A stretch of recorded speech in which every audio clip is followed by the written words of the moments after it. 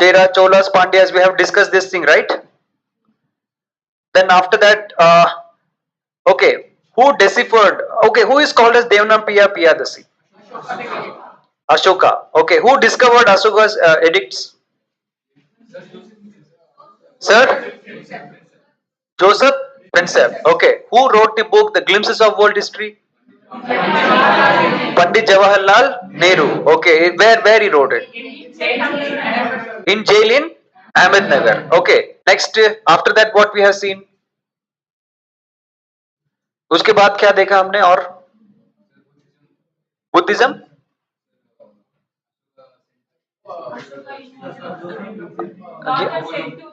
yeah yeah Ashoka's daughter was sent to Sri Lanka. Okay, then which traveler met her there? Answer Marco Polo. Okay, fine. Write down one more interesting fact. Megasthenes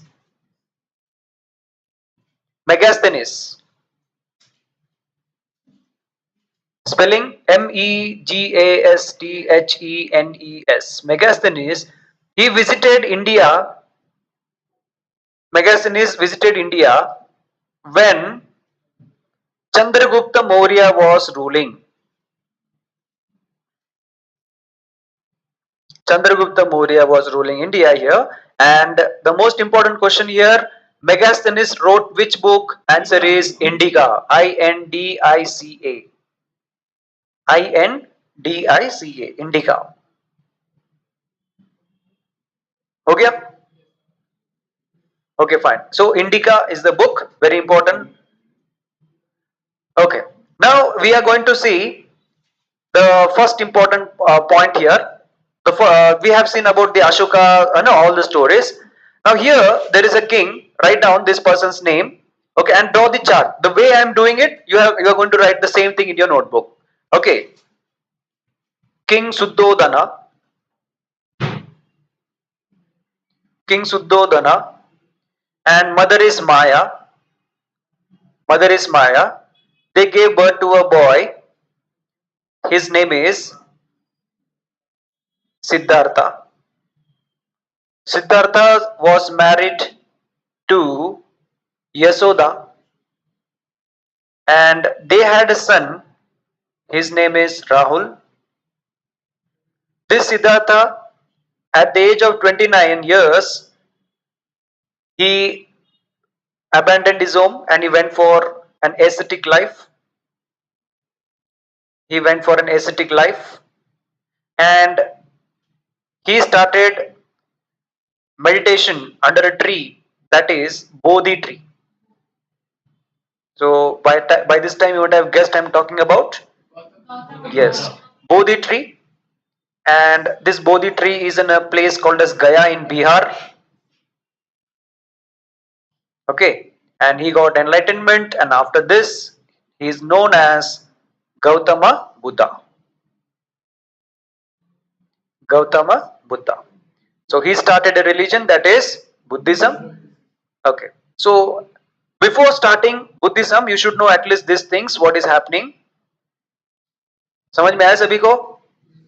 Did you all understand? Yeah, fine. Look at this. In the timeline you have written like Indus Valley civilization, all these things, right? Now you should know what is Mahajanapadas. Mahajanapadas. Mahajanapadas, we have 16 small kingdoms. Okay, we have near about 16 small kingdoms. Now imagine this is India. Okay, this is India. And here, look at this now. First, look here on the screen. This whole of this North India was divided into small 16 kingdoms. So one kingdom is called as Magda kingdom. Okay, Magda kingdom. Then another was Avanti. Next we have Kosala. Okay, then we have Ayodhya. You have heard, I think you have heard Ayodhya, right? Ayodhya. Then many things are there. Panchala. Okay, remember this, Panchala. So here there was a king called as Panchala, and Panchala has a daughter, that is Panchali. And who is this Panchali? Panchali, who is Panchali? Yes, Pandava's wife. So we are going to slowly enter into these areas. Okay. So in some of the books, it is written that India, the northern India was divided into 16 small kingdoms, and this is called as Mahajanapadas. In that, the most important kingdom is Magda kingdom. Okay, the most important kingdom is which one here? Magda kingdom. Okay. So in history, I have my detailed notes in my, I'll give you, it is already there in Google Classroom classwork. You can just go and check it there. Okay. Those who haven't joined, I'll add you there up. Okay. So you can check all the maps. I have drawn east, west, north, south, who are the, border and who are the rulers there, something like that. So now from this Mahajanapadas, there is a issue coming up during the society, life there. Now imagine if there is a king and if he wants to go for a war. Okay, if a king wants to go for a war, tell me this king will listen to whom? He will listen to a minister. Correct? And this minister would be a very important minister. That's why I call him as a prime minister. And tell me this prime minister will belong to which caste? Brahmin, Kshatriya, Vaishya, Sudras. He will be a he will be a Brahmin. Okay. So here what happened? Slowly the king, they were depending on the service of the Brahmins. Okay. Here they were depending on the service of the Brahmin. So here there was a problem that the king who belonged to Kshatriya community. Okay. What is meant by Kshatriya? Kshatriya means the people, those who are warrior, those who fight. So the king, those who belong to Kshatriya communities, they are dependent on the teachings or the ideas of the Brahmin who have no idea about the war. Okay, just switch off this slide. Okay, so they don't have any idea about the war or any strategy. Okay. So now what happened? There was a divide in this, the kingdom or the society. Why should a Kshatriya listen to Brahmin? So everything was fine. Initially, everything was good, but slowly there were two important systems followed here. That is, write down Ashwamedha, Ashwamedha, Rajasuya, Ashwamedha, Rajasuya, Brahmadeya,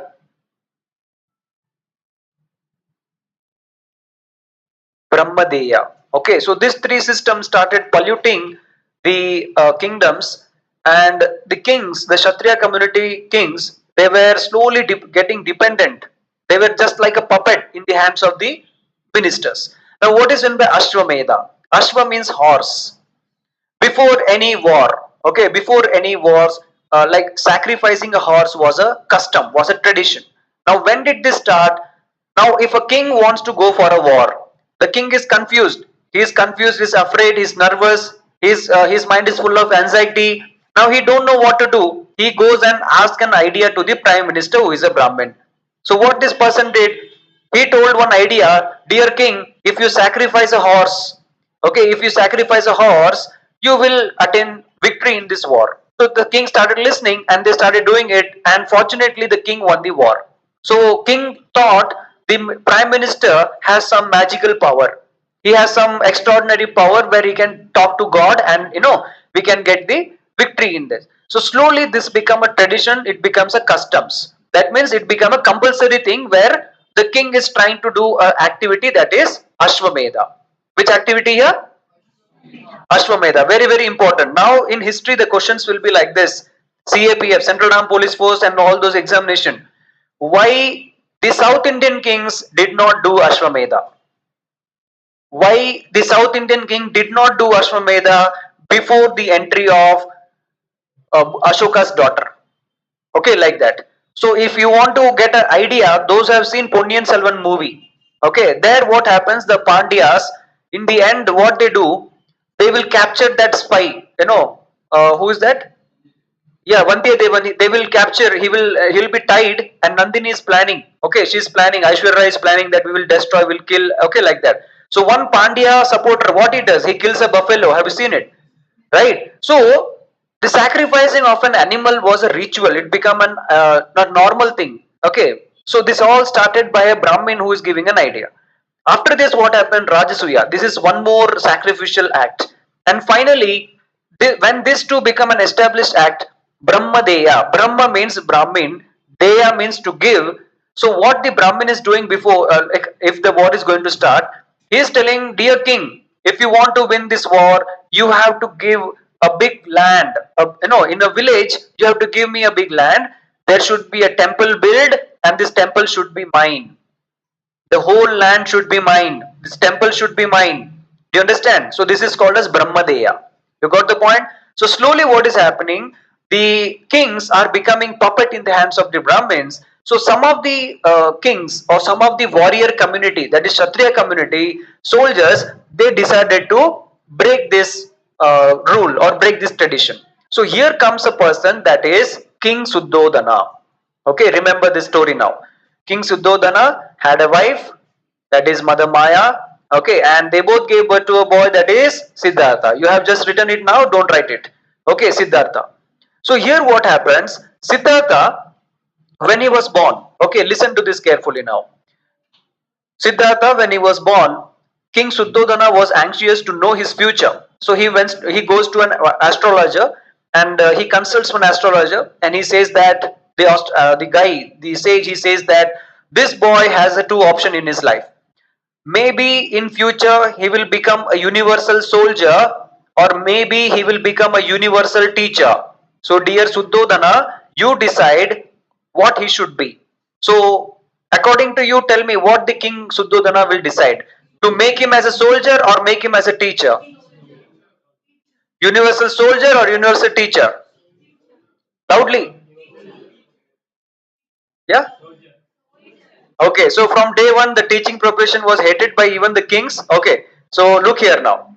Okay, so universal soldier. So the king Suddhodana, he decided that my son should be a universal soldier. He should conquer the whole world. Reduce the fan speed. उधर पीछे दो में रखना. Okay.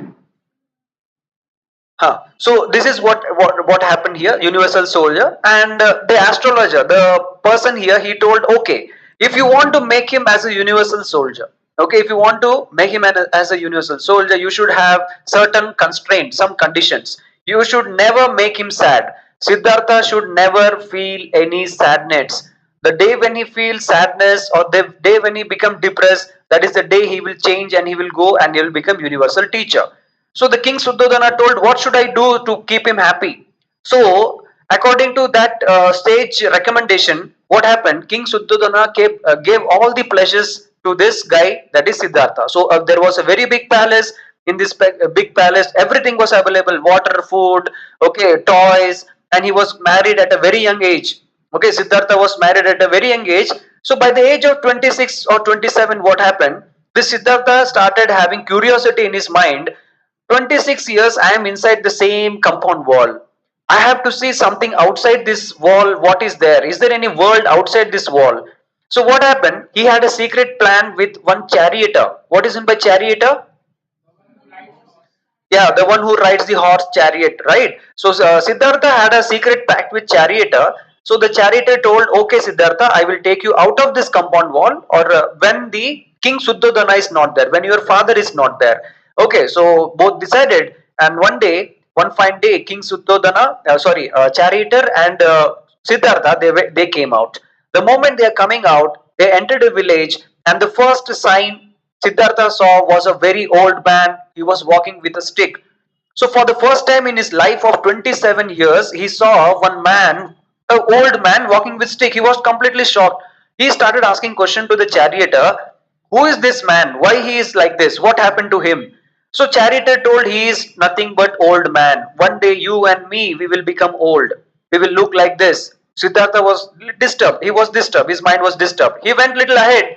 Now the charioteer is going little ahead, and he saw one man with leprosy. And leprosy is a disease where you will not have any fingers. Okay, you will lose all the limbs. Okay, like that. So now Siddhartha is asking question to charioteer, what happened to this man? He's looking very terrific. He has no fingers, no nose. Why it's like that? So the charioteer told, this is something called as disease. Okay, so sometimes people get affected with disease. Next he comes a little forward, and he saw one person dead, and people are crying. So one man is dead, and people are crying. They are thumping their chest and they are crying. So now Siddhartha asks, why these people are doing this act? He even don't know what is in by crying. Siddhartha is asking, what is this people doing? So charioteer told, these people are crying. They are mourning the death of their loved one. So for the first time, Siddhartha heard a word called as death. Okay, for the first time in 25 years of his life. Then now Siddhartha decided, if I go a little further, again there will be many tragical things that I have to see. It's better I go back. So he requested his charioteer to go back to his palace. So when he was returning back, he saw one very young man, healthy man. He's just sitting with an orange colored dress tied in his body, with a bowl in his hand, and he's begging for food and money. So that time Siddhartha asked, "Dear charioteer, now he is a young man, he is not old, he is not having any disease. So why he should take a bowl and sit and for food and money?" So charioteer told he is a bhikshu. Bhikshu means a beggar. Okay, so he is begging and he is surviving. So Siddhartha told, enough is enough. I have to go back in my kingdom or in my palace. So without knowing to King Siddhodana, Siddhartha came inside. That whole night Siddhartha was not able to sleep. So that was the day when he decided that, okay, there is some purpose in my life. I have to search the truth of this life. So he told bye to his wife. It was during night time when everyone was sleeping. So he bid farewell to his wife and his kid. No one knew that, and he took his favorite horse. That horse name is Kantaka. So with the help of Kantaka, Siddhartha is going inside this forest, and this Kantaka was kept on riding till it collapsed.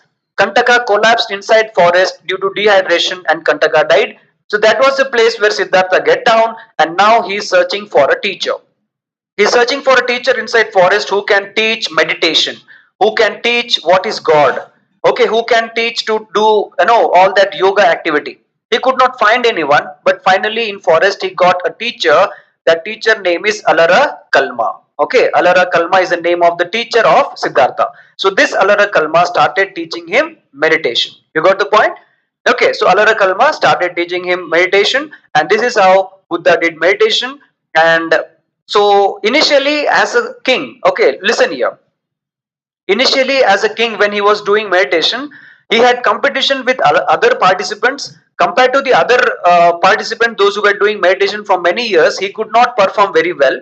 So all the other members, they started laughing at Siddhartha. They told that, dear Siddhartha, why do you waste your time? It is better you go and take your throne and you fight war. Don't come here and do meditation. So that time Siddhartha told, no, I am going to leave this place. He left the place here and he walked towards a tree. And this tree is in Gaya. And this tree is called as Bodhi tree. So he sat under this Bodhi tree, and for 47 days he started doing meditation. So in this meditation, he was able to dream all his past generation. The last time when he was born on this earth, it was an elephant, it was a fish. He was like a fish, he was like an elephant, he was like other birds, or maybe a human, a woman. Okay, so something like this. So near about 539 birth, this 47 days, okay, this 47 days, 539 birth, Buddha was able to imagine, okay, in his meditation like techniques. And all this 539 birth, today it is mentioned in a book that is called as Jataka Tales. What is this here? Jataka Tales. So in Jataka Tales, all the story of Buddha's previous past is mentioned. So he got enlightenment here. Okay, so take down these points. Kantaka, Alara Kalma, everything. Take down this point quickly.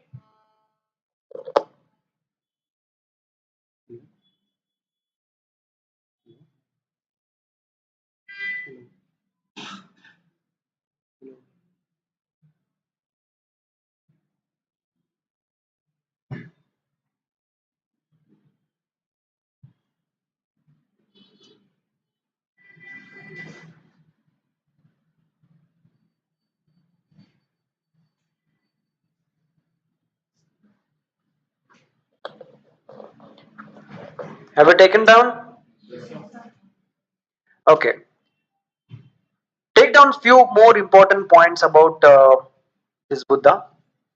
Buddha was born, you can write Siddhartha, was born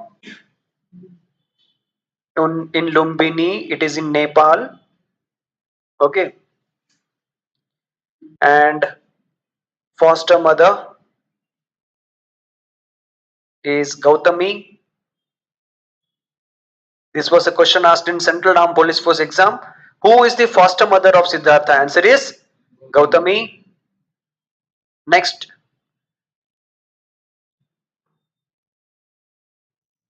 the day of his The day of his first sermon. The day of his first sermon is called as Dharma Dharma Chakra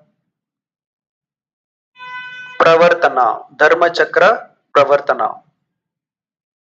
Dharma Chakra Pravartana.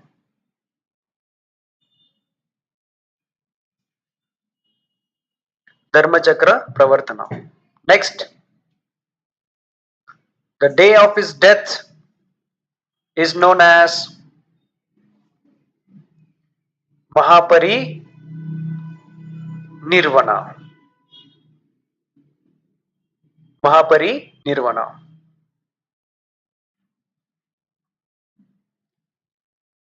Mahapari Nirvana.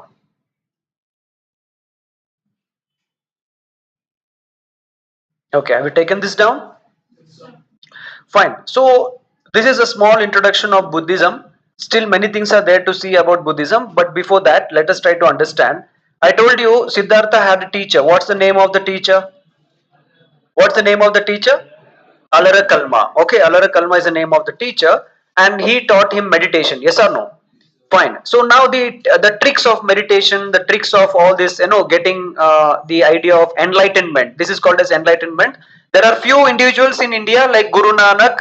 Then we have Kabir Das. Okay. Then we have this guy Buddhism, Jainism, Mahavira. All these people they got enlightenment.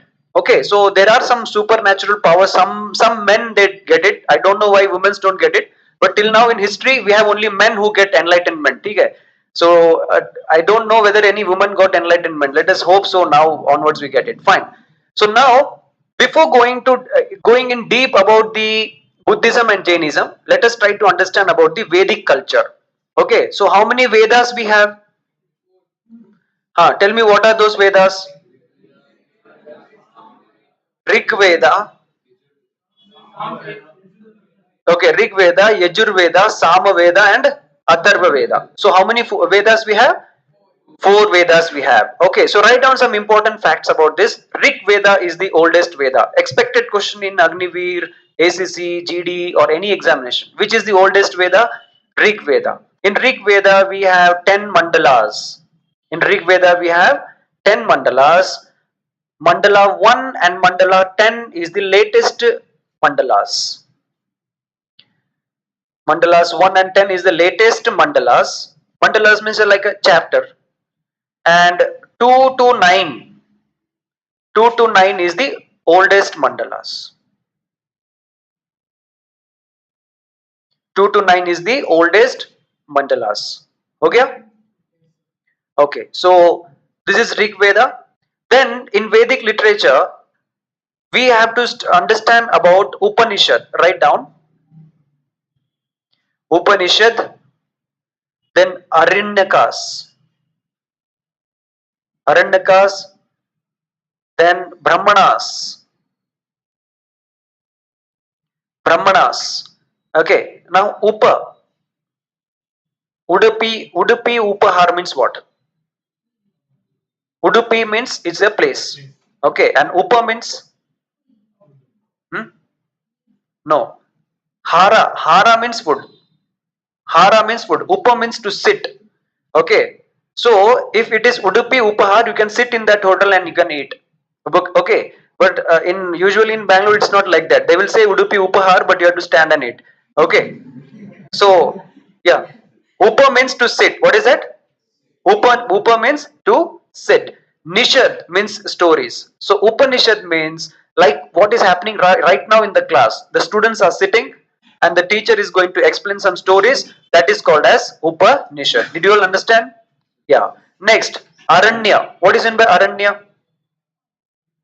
Yes, correct. Aranya means forest. Okay, so in forest there are some moral stories like we'll see that about in detail about the Dandin and all the stories. But Aranyakas means the books or the forest stories related in the forest. Okay, mentioned in the forest. The sages will give it orally.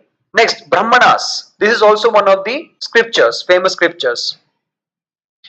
Now you have to write down Mundaka Upanishad. Mundaka Upanishad. Mundaka Upanishad. From this book, we have taken Satya, Satyameva Jayate. Satyameva Jayate. What is Satyameva Jayate? Yeah, truth always triumphs. Okay, write down one more line. It was Pandit. Who is that? Yes. लिखो सब लोग.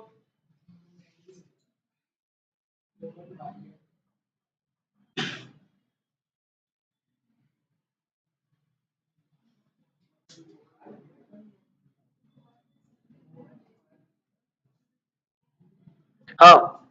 Pandit Madan Mohan Malviya gave this idea for having a motto that is Satyameva Jayate. Okay, remember this. And it is written in which language? Okay, it is written in which language? Sanskrit. So all the Vedas, okay, Rig Veda, Sama Veda, Yajur Veda, Atharva Veda, everything is written in what? Yeah, Sanskrit language. Okay, fine. So here, what is important for our exam point of view is that a small story. Suppose if I ask you, um, the world's largest and the oldest epic. Give me a classical epic or a book. Mahabharata. Okay, who wrote that Mahabharata? Who wrote that Mahabharata? Vishnu. Which publication? Yeah. Penguin. Yeah. How? Who wrote it? Okay, tell me some characters from Mahabharata. Tushar बताओ या दुर्योधन आगे Arjun next Shakuni okay good next या करना okay next Draupadi Arjun हो गया इतना ही है Ashwatthama okay who is Ashwatthama son of Dronacharya son of Arjun then correct है अर्जुन ही है Chakravyuh challenge. You know what is in by Chakravyuh challenge? Ashwatthama is the name of elephant, I think. Yeah, Duryodhan, son of yeah, warrior was also there. I think it is Duryodhan son or something like that. Chalo, we'll see that now in detail. Okay. So all your Vedic literature, Hindu religion, it all surrounds around this book that is Mahabharata. Okay. Many students they don't know what is the difference between Mahabharata, Ramayana, okay, and Bhagavad Gita. Do you understand? So, how many of you know what is the difference and what is there exactly inside this? Yeah,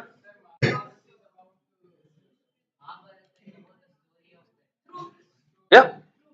Okay, look at this now. Inside Mahabharata, we have Bhagavad Gita. Do you understand? Okay, Ramayana is a different book. Mahabharata is a different book. Okay. Now, what happened? There was a sage called as Valmiki. What is his name? Valmiki decided to write Ramayana. Okay, he started first. After him only there was a person called as Vyasa. He started writing Mahabharata after whom? After Valmiki. Okay. But what happened? Vyasa completed it fast. Ramayana was still the work was going on. So there was a question in your Air Force exam, which is the oldest book in India, Mahabharata or Ramayana? What is the answer? Ramayana is the oldest book. समझ में आ रहा है सभी को? Which is the oldest book? Ramayana. ठीक है. So now we'll try to understand what is happening here. ठीक है. So here there was a sage called as Vedvyas. This Vedvyas has witnessed something in his life. Okay, so he wanted to make this as a record. Okay, he wanted to make it as a record and give it to the next generation who will learn something from that story. So he had a very beautiful story. So he goes to a god that is Brahman. Why he goes to Brahman? Because he is the creator. So Vyas is telling, dear Brahma, okay, can you suggest me someone who will write a story for me? So Brahman says that I have one person. He is Ganesh. Who is that? You know Ganesha, Lord Ganesha, right? So he is Ganesh. You can go to him and he will help you in writing the story. So Vyasa goes to Ganesha, and Ganesha was he liked this idea of writing a book, but Ganesha told on one condition.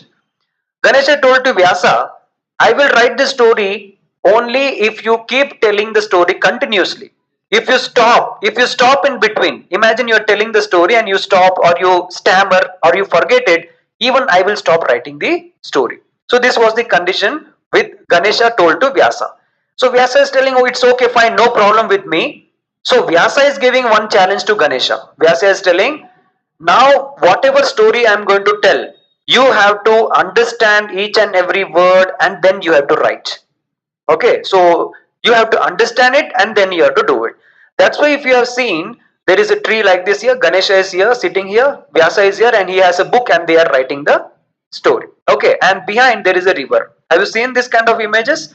Okay, so can you tell me which river is there back? Saraswati River. So what happened? This is all mythological story. Maybe it is not true, or maybe it is true. You have to just imagine. These characters are all, maybe it is true or false. That is the thing. So this river is Saraswati River, and Lord Ganesha and Vyasa, they were writing Mahabharata. But when Vyasa was telling the story, Ganesha could not hear the complete words which is to uttered by Vyasa. So Ganesha told to this river, Ma Saraswati, I am writing a story, so can you please calm down? Okay, calm down मालूम है? हाँ, okay. Selena Gomez, calm down. ठीक है? So क्या हो गया? So Ganesha told, okay, dear Saraswati, थोड़ा आराम से, मेरा इधर काम चालू है, I'm writing a book. So Saraswati told, okay Ganesha, I will not disturb you. So from that day, Saraswati river started flowing under the ground. Do you understand? So even now, even if you check in GPS system now from your map, in your Google map, there is a trace. Imagine this is India. There is a trace of this river Saraswati still flowing. It is a there is a trace there. So people believe Saraswati river existed, due to Ganesha it disappeared. Okay, fine. So now the story started. So what is the story here? This Mother Earth, okay, the Mother Earth was facing lot of problems, lot of atrocities. So she didn't know what to do. So what happened? She took the form of a cow and she goes to God, or you can say Lord Vishnu. But Vishnu was sleeping at that time. So Mother Earth, who was in the form of a cow, she waited there. And after some time, Vishnu woke up, and then Vishnu told, okay, Mother Earth, what happened? What's the problem? So Mother Earth, she started telling all the problem on this earth. There is destruction, there is loss of righteousness, all this problem. So Vishnu told, he started laughing. Vishnu, the Lord, he started laughing, and he plucked two hairs from his head. Okay, two hairs he took it from his head. One was white in color, other was black in color, and he threw these two hairs on the Mother Earth, or you can say on the cow. Now why did he pluck two hairs, and that too of different color? To indicate that for him this problem is very easy. He will solve this problem, as it is as easy for him to pluck the hairs. So Mother Earth was happy. Now she told, okay, now these two avatars, that is white and black avatars, are going to come down, and they are going to help to remove the problems. So the black one is Krishna and the white one is Balarama. Do you understand? The white one is Balram and the black one is here Krishna. So this is the story. This is the plot happening here. So if you go back, now here Vyasa is telling that there was a king called as Santanu. Okay, king called as Santanu, and this he wanted to marry a very beautiful girl who was on the riverside. Okay, so her name was Ganga. Okay, her name was Ganga, but she was goddess Ganga. Okay, so what happened? King Shantanu, he approached Ganga and he told that I want to marry you. Are you ready for it? So Ganga told okay, but on one condition. Whatever I do after marriage, okay, whatever I do after marriage, you should never ask me any cross questions. You should never ask me any question. I will do whatever I want. Okay, because I want to do something for myself. So that was the condition. So Santanu told, okay, I will agree for it. So they both get married.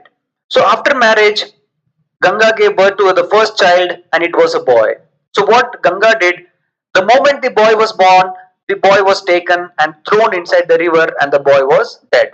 The baby was dead. Okay. Then again Ganga gave birth to the second boy after some years. Again this boy was taken, and again it was drowned in river. Third boy was born, again this baby boy was thrown into river. Fourth boy was born, again this boy was thrown into river. Like this it went on. So sixth time, Santanu was getting agitated, he was getting angry, but he knew that he has taken a promise that he will never cross question Ganga, because that was the condition which she married. So now, when the sixth boy was thrown, okay, the next boy, the Santanu could not hold, and he started asking a question. Ganga, now stop. I have to ask this. Why are you doing like this? You are throwing all the boys inside the river. What is the problem? So Ganga started laughing, and she first told that you have broken the promise. Now I disappear, but don't worry. I will give it the last boy to you back again. Okay, so this boy will be yours, but I will not be there. I will disappear. So Ganga disappeared, and the next day, when Shantanu was walking on the river banks, he saw a child, a boy, near the river bank. Okay, so Shantanu realized that this boy is the son of which goddess here? Goddess Ganga. Okay, so this is what is happening. So now Shantanu, he is the king, and now he has a boy, that is this guy, and now the life goes on. Normally, the life goes on, and the boy is becoming an adult. And when the boy becomes a man, he realizes that his father, that is Shantanu, is very sad. Okay, so now he don't know what to do, so he approaches his other friends, okay, father's friend, and he says that why my dad is always sad. He has kingdom, he has everything, okay, why he is always sad? So his friends told that your father is in love with an other woman who is near the river banks, but they belong to a fisherman community. So can you, your father wants to marry that girl, but you are also a boy who is at the marriage age. So what can he do? He is always sad for that. So this boy, okay, so he told, okay, fine, I will do it. I will go and talk to the fisherman. So this boy, his name is Devavrata. What is his name? Devavrata. Do you understand? So this Devavrata is going to this fisherman, this community, and he approaches the father of that girl, and he says that my father wants to marry your daughter. Your daughter. So are you ready for the marriage, like that? So that father, he told, only a madman will refuse this offer. I am happy that my daughter is getting a king's relation. So I am ready to marriage, but there is a problem. So there is first problem. The first problem is that, suppose if my daughter, okay, this is your father and this is my daughter, if they both get married and if they have a baby boy, and you are also there, who is son of this king, who will become the king of the future? Okay, so definitely the chances of this Devabrata is getting more, right? So now this is what is blocking him. So the fisherman told, I am ready to give my daughter, but if you say that, you won't become the king. So Devabrata says that, okay, fine, I promise you, I will never be the king. I will never be the king. So this is the first promise made by Devavrata. Do you understand? Now what happens? The second question put by this fisherman, this father here, he says that, okay, Devavrata, you are promising me that you will not become the king. But suppose if you get married to a woman and you both have a child, okay, you both have a child, and my daughter is having a child here. My daughter is also having a boy, and you also have a boy. Now tell me, who will become the king? Okay, so at that time, if I see my grandchildren fighting for the throne, it's not good. So Devavrata decided to give the second promise, and the second promise was, I will never marry. You understand? Devavrata told, I will never marry. So due to this promise, when he made this promise, the God from heaven, they showered him blessing, and the name of Devavrata was changed to Bhishma. It was changed to whom? Bhishma. Now in Indian army we have battle tanks, Bhishma tank, Arjuna tank. Okay, so why it is like that? You have to understand these things. Okay, this is named after all the legendary mythical heroes, legendary like Bhishma and all these things, Dronas. Okay, now look at this. So this Bhishma is the main character. Okay, he is having eye on all the subjects. Now under him we have Duryodhana, Dushoshana, Arjun, Pandavas, Kauravas, everything. So Bhishma is the eldest person here. Let you keep this person as stable in your mind. Okay. So now what happened? Bhishma, now Shantanu and this lady got married. So they had a son called as Vichitra Viryan. Okay, Vichitra Viryan. And now this Vichitra Viryan, he was not that strong. He was not that powerful like a warrior kind of thing. So when his age came for marriage, it was the responsibility of Bhishma to get him married. Okay. So I think you might have seen in Ramayana, Mahabharata that they have to do activities like bow and arrow. They have to go, yeah, Swayamvar we say, right? Have you heard this Swayamvar, like that? So instead of Vichitra Viryan, what happened? Bhishma went to the neighboring kingdom. So here what happened? There were three queens. The queens' names are Amba, Ambalika, okay, Amba, Ambalika, and one more queen was there. Okay. So here what happened? Bhishma went and he was very strong. He was a warrior. So he defeated all other kings. And the situation was you have to take one queen because Vichitra Viren is only one. So one queen is enough. But Bhishma was in confusion. Suppose if we take Amba and Vichitra Viren says, I don't like her, what should I do? Okay.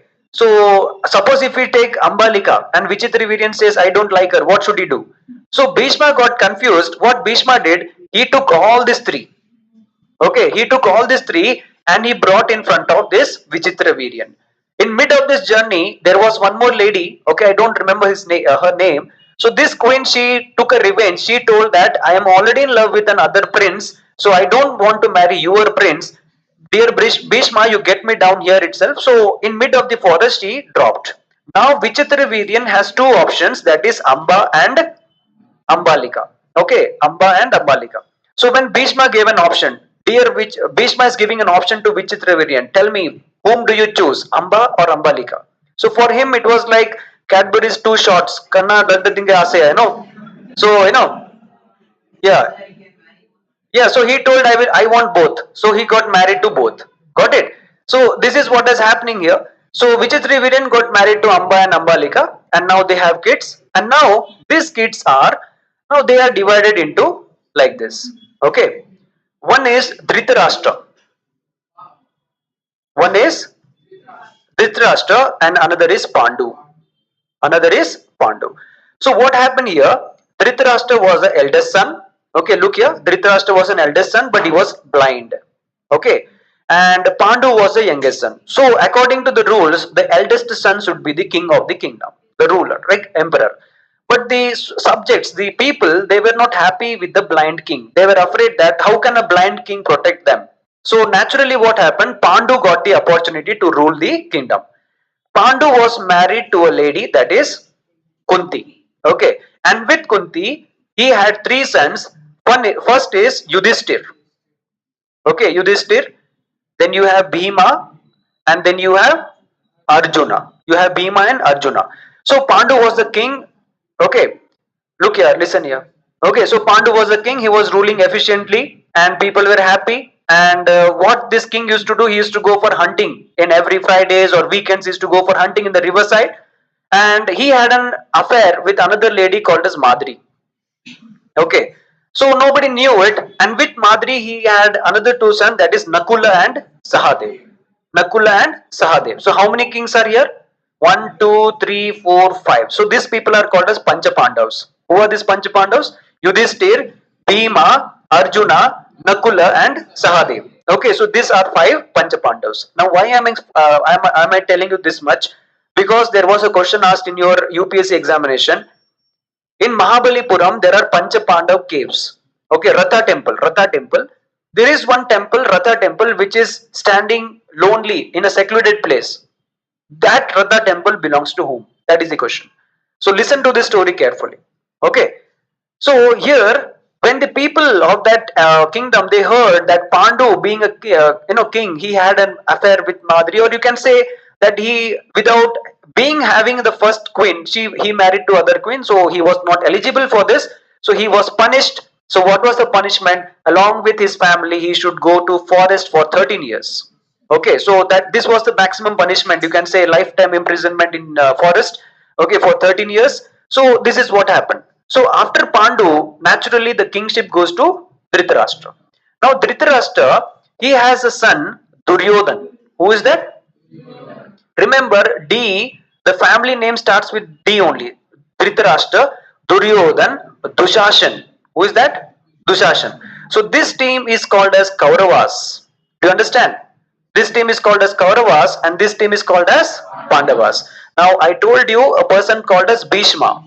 Okay, so Bhishma, he knows what is the problem in the family. He knows what is right, what is wrong. So one day what happened? Bhishma is approaching Dhritarashtra. Bhishma is telling, dear Dhritarashtra, I have a request for you.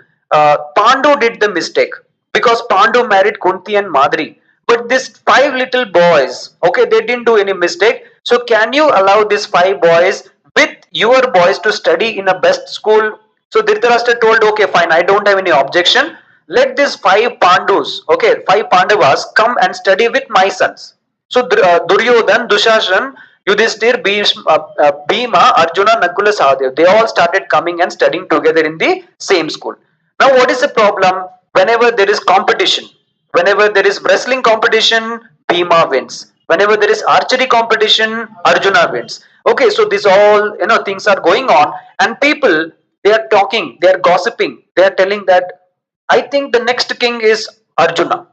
I think the next king is Yudhishthir. Like this, people are gossiping. So when you gossip, what happens? Duryodhan is getting angry. Who is getting angry? Because who is the father now? Dhritarashtra is the father. He is the king. So after Dhritarashtra, who should become the king? Duryodhan. So here enmity starts coming up. Okay, so he is getting angry, and now this is the problem going on in the Mahabharata. So Duryodhan, he hatches a plot to kill these Pandavas. So he tries friendly, calling him, making a wax building and burning it up, lighting it up. But Bhima is trying to save them. All these stories. Now there are some traits or qualities of each of this character. Yudhishthir will never tell lie, and he is most powerful. If he curses, that curse will stay for a long time. Okay.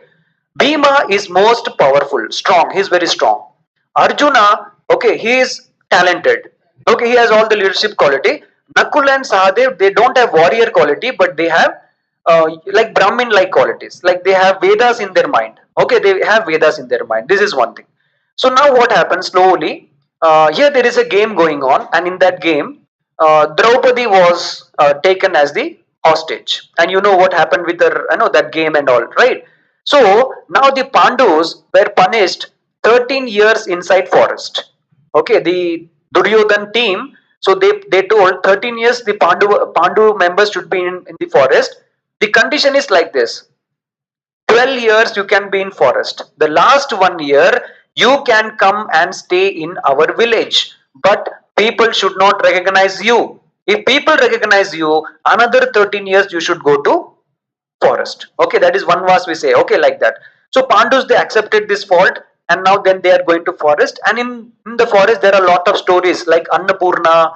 Okay, then Akshay Patra. Okay, all the stories are there. I think ISKCON, you know, right? So yeah, ISKCON has a scheme called as Akshay Patra.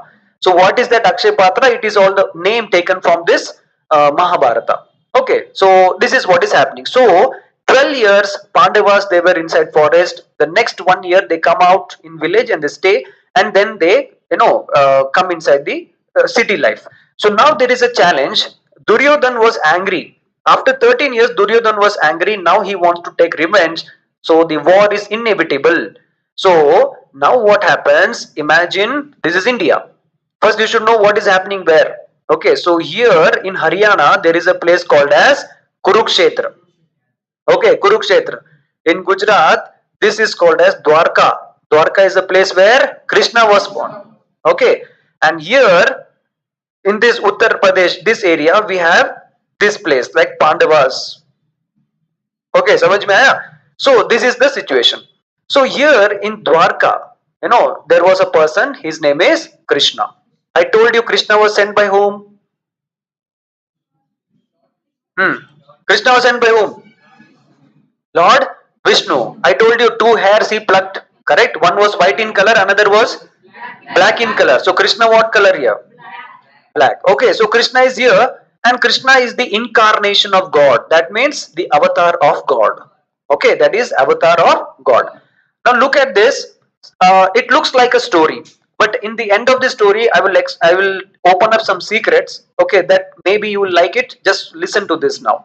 So Krishna is avatar, or we can say incarnation of God, and now he is the mediator between Kauravas and the Pandavas. He goes and talks to Duryodhan. He says that don't go for war, it's not good, this and that. Okay, so imagine here we have the umpire, that is Krishna. On the other side we have Duryodhan, and on the other side we have Arjun. Okay, so finally they both decided to go for a war. So now Duryodhan is standing in front of Krishna, Arjuna is also standing in front of Krishna. So Krishna asks one thing. Okay, Duryodhan, tell me, what do you want? You want me on your side or you want my army on your side? Okay. So Duryodhan says that I want your army on my side and your army should fight against the Pandavas. Now the same question is asked to Arjun. Okay, Krishna, like Arjun, tell me, you want me on your side or my army? So Arjun says, I want only Krishna on my side. I want only Krishna on my side. So this is all plot. Okay, this is all the plot going on here. And now imagine the condition is, imagine this is the, okay, this is the Ratha. Okay, imagine this is the horse. Okay, 2D horse. Imagine. Okay, this is Krishna and this is Arjuna. Okay, so here imagine this is the Ratha. Okay, this is the Ratha and this is the horse. And this is Krishna. Krishna acts like a charioteer and this is Arjuna. The condition is, if Krishna gets down from this Rath will be blown off. Okay, this Rath will be blown off. And if you see Mahabharata carefully next time in video or anywhere, you have to see on this flag. Here we have a symbol of Hanuman. You have a symbol of Hanuman. So this indicates Ramayana was already written before Mahabharata. समझ में आ रहा है? Suppose Hanuman character is included in Mahabharata, what does it mean? Yes, Hanuman, the monkey god, was already there. People already knew it. Okay, so this is a proof about the no, the Ramayana as the oldest book. Okay. So this is the situation. Now here, this is the battle situation, and the battle starts. And now the battle is inevitable. Imagine this is the Dhritarashtra king, and behind him there is a person called as Sanjay. Who is that person here? And this is the battlefield, and this battlefield is Kurukshetra. What is this battle here? Kurukshetra battle. It took near about 18 days of this battle. Okay, so look at this now. So on one side we have Pandavas, on the other side we have Kauravas. So Kauravas, Duryodhan is here, and here we have Arjuna plus Krishna. Okay, on this side, and other Pandavas are also here. So here now Dhritarashtra, the blind king, he is sad. Okay, and now he is exclaiming, Sanjay. Sanjay has a power, a kind of a power that he can see what is happening in the battlefield, and he will be uttering all the words to Dhritarashtra. Okay, so now Dhritarashtra is very sad. Now Dhritarashtra is exclaiming, he is sad and is crying to Sanjaya. He is telling that Dharmakshetre Kurukshetra Samaveta Yutsvaha Mamakaha Pandavascheva Kimakurvata Sanjaya. What is that? Dharmakshetre Kurukshetra Samaveta Yutsvaha Mamakaha Pandavascheva Kimakurvata Sanjaya. Dear Sanjay, in this holy land of Kurukshetra, Dharmakshetre Kurukshetre, what did my son and Pandava's son did to have this war on us, to have this war upon us? So this is the first sloka of Bhagavad Gita. Do you understand? This is the first sloka of Bhagavad Gita. The point is, Mahabharata is a story. Inside Mahabharata there is Bhagavad Gita. Do you understand? Inside Mahabharata there is Bhagavad Gita. Now Bhagavad Gita, there are total 18 chapters. How many chapters? 6, 6, 6. Count how many? 18. Okay. Now the first 6 chapters, it is all about motivation. Okay, Krishna is motivating Arjuna, and how to fight. Don't fear about the family members, this and that. So like this going on. Second, there is something about yoga techniques, how to attain yoga, how to do yoga, how to reach God, how to do meditation. And the last 6 part, it is all about the why this Mahabharata Kurukshetra battle took place. So let us try to understand few important slokas from this first 6 chapters. In chapter number 4, there is a sloka number 12. It says that कर्मणे वादिकारस्ते महाफलेषु कदाचन मा कर्मफल हेतुर्भुः तैसयोगस्त्व कर्मणि. So what is the duty here? Your duty is to do the work, not to accept any fruit. Don't dream for fruit. Okay, like that. Next, you might have heard this thing, right? Sambhavani yuge yuge, right? Like that, right? Yeah, yeah. Hi.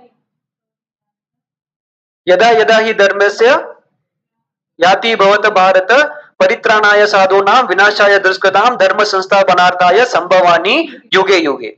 Okay, yuge yuge means millennium. Okay, Krishna is telling to Arjuna, listen to this very carefully. Krishna is telling to Arjuna, whenever yuge yuge, dharma shet, like whenever the righteousness will go, I will come years after years, millennium after millennium, I will come and I will give the idea. So Arjuna is telling, dear God, you say that the world is going to get destroyed. Can you give me an instance, give me an example when the world will get destroyed? So Krishna is telling, when the woman of a family gets polluted, when a woman of a family gets polluted, that is the day the world is going to get over, or it is going to be getting destroyed.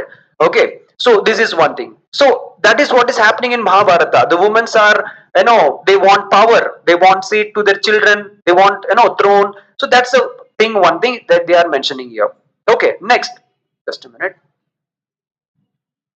Okay, so this is what is happening here in the fourth chapter. Then slowly there are other slokas also. I'll come back to that. In next six part, what is happening? Krishna is telling how to do yoga, how to do meditation. You have to keep your hands like this. Okay, you have to keep your hands like this. This index finger is my Atma. It comes from my body. I am connecting it to God.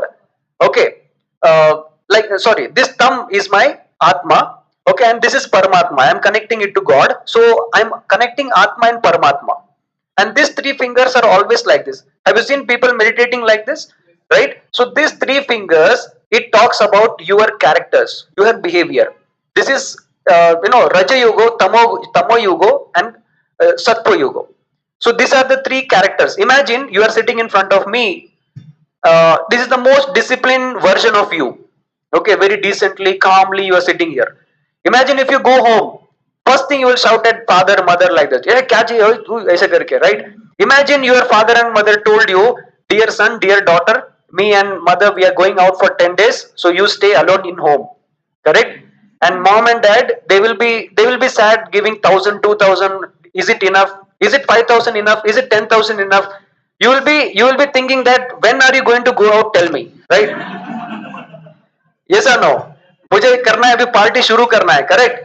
Okay, I'll be, you'll be dreaming, हाँ, दोस्त को बुलाओ, रात पूरा TV देखो यार, the day should not never get end. You'll pray like that, right? So there are different versions of you. Okay, so these are all your emotions. Okay, these are all your emotions. So what is the logic in Hinduism? What is the logic in Hinduism? I'm connecting Atma to Paramatma, and I'm surrendering three version of me. I should be away from all the emotions. I should not cry. I should not laugh. I should not feel bad. I should not feel enthusiastic. So this is what is the idea of these three things. Keeping your hand, this is one posture. I think I have showed you in Buddhism caves also. I'll tell you that what is happening in future now. Next, your eyes. Your eyes should be half closed. You should not close your eyes, otherwise you'll go to sleep, right? So you have to close your eyes half closed and keep your spinal cord straight and keep breathing, and you get the enlightenment. This is what is given in Bhagavad Gita, the rest of the six part.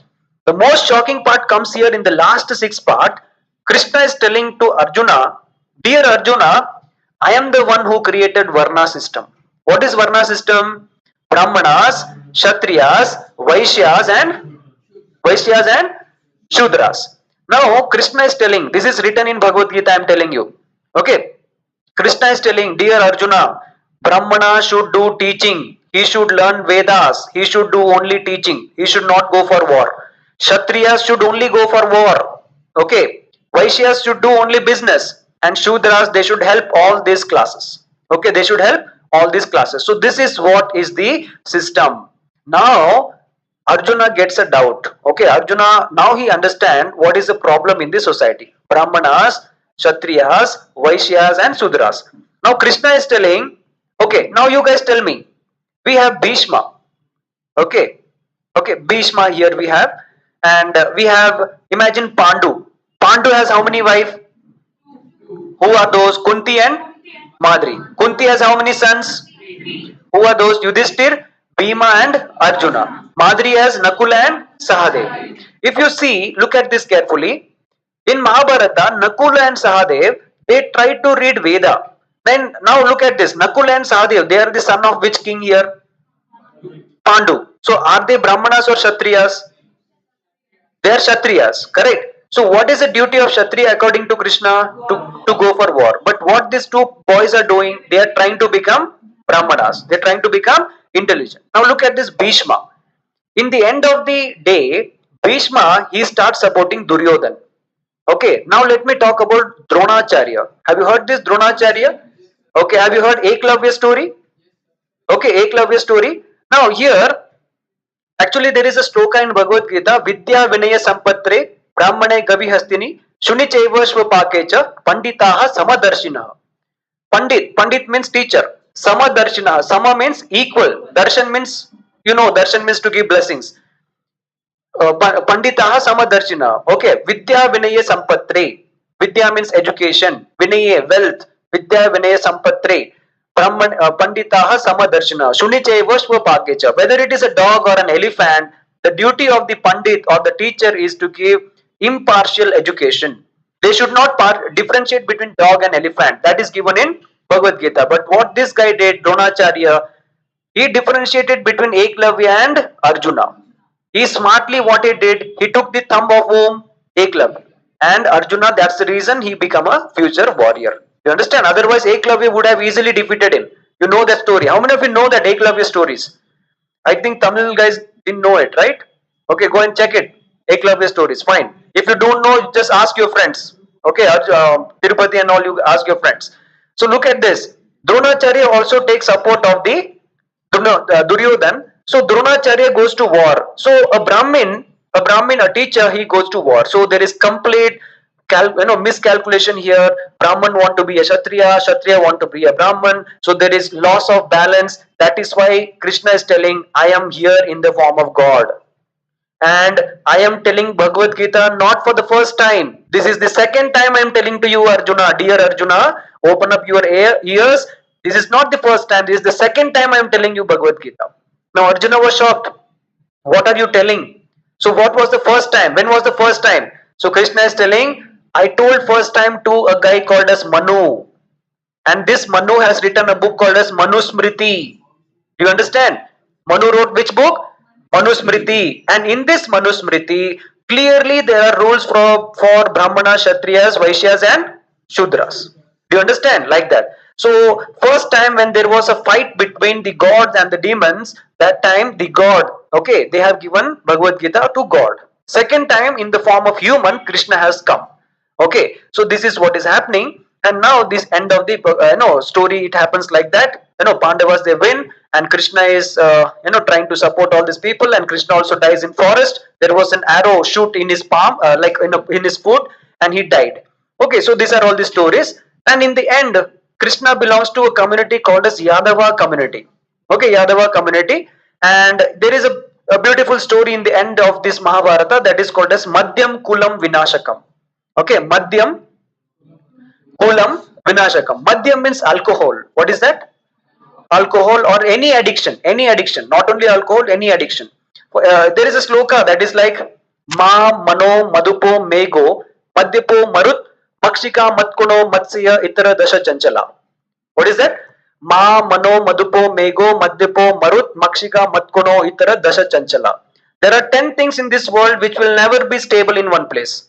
For example, Ma means what? Mother. Okay, mother. You are sitting here, but there will be 10 missed call. Okay, Saptiya, Inna Sapta. Okay, where are you? Okay, what are you doing? Like this. Simply they will call. Simply they will message. Okay, illa chumada phone panne. Cut. Okay, like that. Now if you go home, the moment you go home, come here, drink water, drink tea, drink coffee, eat this food. Fold this bed, iron this. You will get fed up. One time you will fight. Kya chahiye? Baitho chup udhar. Like that. So ma. Next Mano. Mano means mind. You are here in this class, but I don't know you are traveling in Switzerland or in India here. Okay, so mind you can never control it. So Ma Mano Madupo. Mego means cloud will never be still in one place. Matsya, fish, magar, alligator, they will never be in one place. In the same way, have you ever seen a person who is drunk in attention position? Yeah, can you see him in attention position? No, maybe when he sleeps on the ground, he'll be in attention position. Okay? So that is what it is. So Madhupo, look at this. In the end, what happens? The Krishna side, that is Yadavas and Pandus, they won the battle and they were having a party. Okay, so in this party, they're drinking, smoking, all this activity was going on. So one man, just a funny way, he just made a joke on the other friend. He told that I saw you cheating. I saw you that one man, he was not having weapon, but still you went and kill him. You are a coward. Okay, you are a coward. Like this, he just made a comment on it. They were drunk, but the other man got angry. He said that how dare you say like this? I am a great warrior. I fought in this battlefield. I am like that. So it became a small, exchange of words. The exchange of words started become a scuffle, and that scuffle become a whole blown war, and all these Yadava soldiers, they died in that war. Okay, so this is a moral of the story: not to drink alcohol, otherwise whole of your family will get vanished. Okay, so this is one thing. समझ में आ रहा है? Okay, fine. So Mahabharat हो गया, right? Bhagavad Gita हो गया. Okay, अभी what is the thing that you have to learn from here? Okay, so this is all written in which language? Sanskrit language. Okay, and who believe in this Mahabharata and Bhagavad Gita? We Hindu people, we believe in it. Okay, fine, no problem. Now what happens if I draw a timeline? Okay, if I draw a timeline, I told you Indus Valley civilization and the Vedic. There is a confusion. See, till now Jesus is not born. Okay, Christ is here. Christ is going to come. Okay, so we are there about 6,000 years or 10,000 years back of Christ. Okay, so here what happened? The question is whether the Vedic people came first or the Indus Valley civilization people came first. Now, for example, the doubt is like this: the Mahabharata battle took place in which part of India? Kurukshetra. Okay, Kurukshetra. So now the historians, they are asking question: Arjuna, Yudhishthir, Bhima, they had shot so many missiles. They had shot so many arrows. Where is that arrow? Show me one arrow in Haryana, Kurukshetra. I agree. This was a battle. Do you understand? Correct. You might have seen in DD Doordarshan, two arrows will go like this, ballistic missiles, right? They'll attack. One will throw fire, another will throw water. Okay. Yeah, I don't know how animation they did it in those days. Okay, without any VFX and all, they did commendable job. Okay, fine. So this is one thing. So there is no archaeological evidence. Remember one thing. There is no archaeological evidence of this Kurukshetra. Okay, but there is evidence of books. Okay, if you see Bhagavad Gita, if you take Mahabharata, in Mahabharata they are talking, in Ramayana they are talking about Jambudvip. What is that? What is Jambudvip? I mentioned you before the break, right? So in Ramayana they are mentioning Jambudvip. The whole action is in where? Which place? Sri Lanka. Okay, so now the question comes here. Look at this. Okay, now imagine this is India. This is Sri Lanka. Sri Lanka is called a Jambudvip in ancient history. In medieval history, it is called a Ceylon.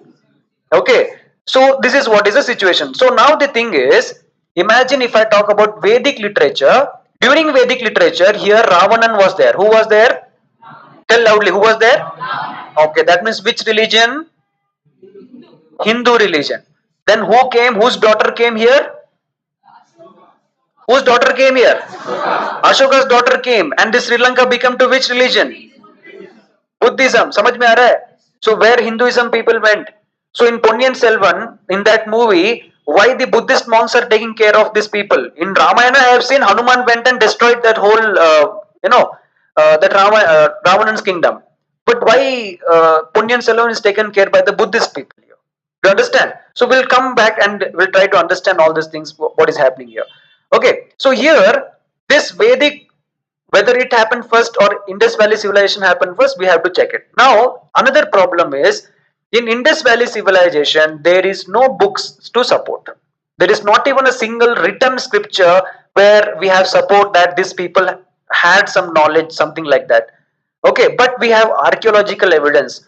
Harappa, Mohenjo-daro, Dolavaria, Lothal, we have all the supports. We can see through our eyes, so we believe Indus Valley civilization was there. But for Vedic, we don't have. We cannot see with our eyes. Okay, we cannot see with our eyes, but we have books to support. So what you should believe? Tell me, what will you believe? You will believe the books or will you believe the archaeological evidence? Yeah. So you don't believe in Ramayana Mahabharata? As long as BJP government is there, you have to believe it. Okay. Huh. Yeah, bolo. Okay, do you understand? So this is how the questions are asked in your examination. Justify, justify yourself what is right in believing. Okay, like whether archaeological evidence you will support or a bookish support you will do it. So this is one thing. Now coming back to King Suddhodana and Mother Maya. Tell me, who is their son? Who is their son? Siddhartha. Okay. Now King Suddhodana has a son. So Siddhartha is a Brahmana or a Kshatriya? Tell me now. So Siddhartha is a Kshatriya. Everyone doubt clear? Sabka doubt clear? Okay. So Siddhartha is a Kshatriya, but now Siddhartha has a problem. What is Siddhartha doing? Siddhartha is telling that my father is a king, but this father is listening to whom? He is the prime minister. He is the prime minister. So what makes him so special? The only speciality is that he knows lot of Vedas. He is very strong in all the scriptures. So Siddhartha wanted to break this chain. He wanted to change the society. So what Siddhartha did? He went to a teacher, and what is the name of the teacher? Alara Kalma. What is the name of the teacher? Alara Kalma. So now this teacher, he teaches meditation, and this meditation technique is already written in which book? Bhagavad Gita. I told you how to do meditation. You have seen Buddha meditating like this, right? Have you seen like this? You cannot see Buddha doing like this or like this, right? Tell me whose symbol is like this? वो ऐसा है, वो ऐसा है हाँ, मैं ऐसा बोल रहा हूँ. हाँ, Rajinikanth. Okay, Rajnikant does like this. Why? Huh? Okay, Rajnikant is doing like this. Baba is a movie. Why? ஏன் வேற இது ஏன் பண்ணல, இப்படி ஏன் பண்ணல, இப்படி ஏன் பண்ணலையா, இப்படி தான் பண்றாங்க. Yeah? Yes, Subhash. Yes, correct. Correct. Okay, see. Why? Okay, tell me, which party is trying to lure Rajnikant to join that party? Which party? Which party is trying to bring Rajnikant into his party or their party? BJP. Why? Fan base अलग है, but he is religious. Look here, इधर देखो. From 1975 to 1985, Rajnikant did 99 movies. The 100th movie, when he wanted to do, he requested the director, even if my movie is flop, it's okay, but I will make a movie on God, that is Raghavendra. So he changed in that whole movie. He is dressing up like a god Raghavendra, and he made a movie. Many of them, they don't know what is that movie.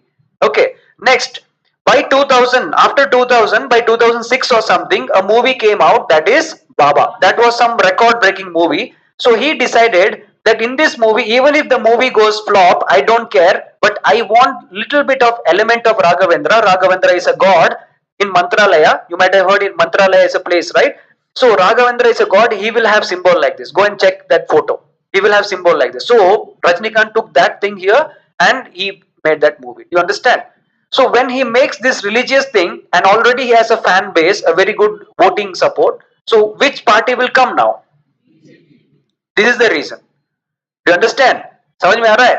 Okay. So now coming to this part, no, they are doing meditation now. So this person, Bhagavad Gita, everything is mentioned here. And after 47 days, who get enlightenment?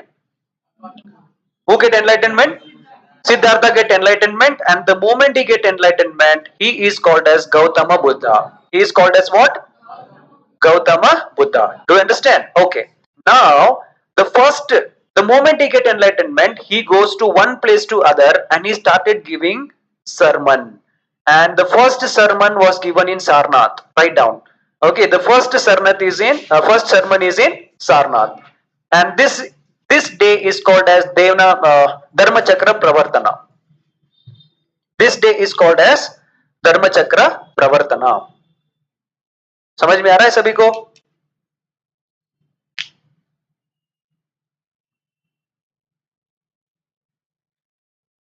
Written? The first sermon was in Sarnath, okay, by Gautam Buddha. ठीक है? Fine. And now you write down few more important points.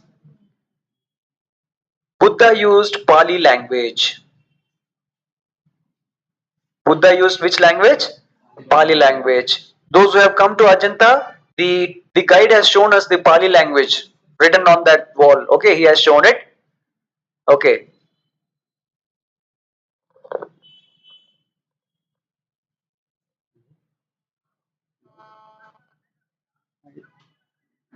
Okay, one ನಿಮಿಷ. ಒಂದು ನಿಮಿಷ ಲೈನಲ್ಲಿ ಇರಿ. Have you taken down Pali language? Okay. Next. Now, some stories are not mentioned in your NCRT books. Okay, NCRT books and all your you take any book, they will be just genuine. They will not criticize. But now let us try to criticize why it was possible by Siddhartha to propagate his idea. I told you Mahajanapadas. So how many kingdoms were there? 16 kingdoms were there. So Magda kingdom was one of the strongest kingdom, and the most strongest kingdom, the king was King Suddhodana. Do you understand? And Siddhartha, he went for meditation. Now imagine Siddhartha is coming to the enemy territory and the enemy is killing or attacking Siddhartha. What will Suddhodana do? There will be a war or a battle. So what happened? He had already a passport. Siddhartha already had a passport, a tag that his father is a very great king. If anything happens to Siddhartha, there will be definitely war. So the neighboring kings, they were afraid. They told, okay, let us not create any problem, Mitesh. Okay, let us not create any problem. Let us allow this Siddhartha to come and give whatever he wants to do it, like whatever he wants to preach. So that is what Siddhartha took advantage, and he started giving speeches in different parts of the India. Okay, so the whole of North India he started giving speech, and here once he was 87 years old and he was about to enter one village, one old lady, she realized that Siddhartha is going to come or Gautam Buddha is going to come, so she offered a gift, and this gift was pork. What is pork? Big meat. And this was little rotten. Okay, it was already rotten, but this old lady, she didn't have anything, so she offered a gift, and this Siddhartha, he never refused any gift. He ate that, and due to food poison, the next day Siddhartha was found dead. Gautam Buddha was found dead. So the day of death is called as Mahapari Nirvana. You have written it? Mahapari Nirvana. Okay. Now, this guy here, Gautama Buddha, he gave four noble truth. You can write down. He gave four noble truth. The first is world is full of sorrow. World is full of sorrow. Now you may connect it to yourself. You'll realize it. Yes, sir. He is right. Okay. So world is full of sorrow. Next, where there is desire, there is sorrow. Next, there is a way to remove this sorrow. There is a way to remove this sorrow. And the fourth noble truth is follow eight noble path. Follow eight noble path. You understand? Okay. Where there is desire, there is sorrow. That's it. In simple one line, we can finish it off.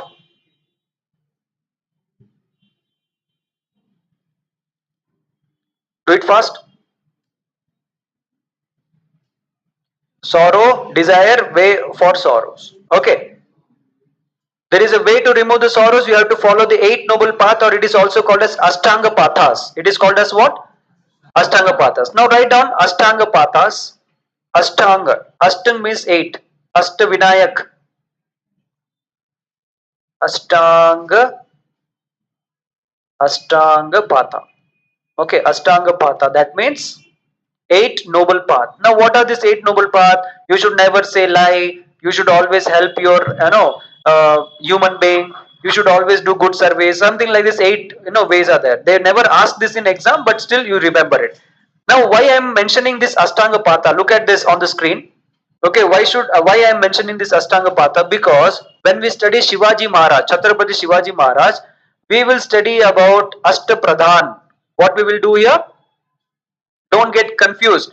Ashtapradhan is the eight ministers in Shivaji's administration, and Ashtanga Patha is the eight noble path. In which religion here? Buddhism. समझ में आ रहा है? Okay. Did you all understand? Okay. Now tell me, in the Mauryan dynasty, which king changed to Buddhism? Which king changed to Buddhism?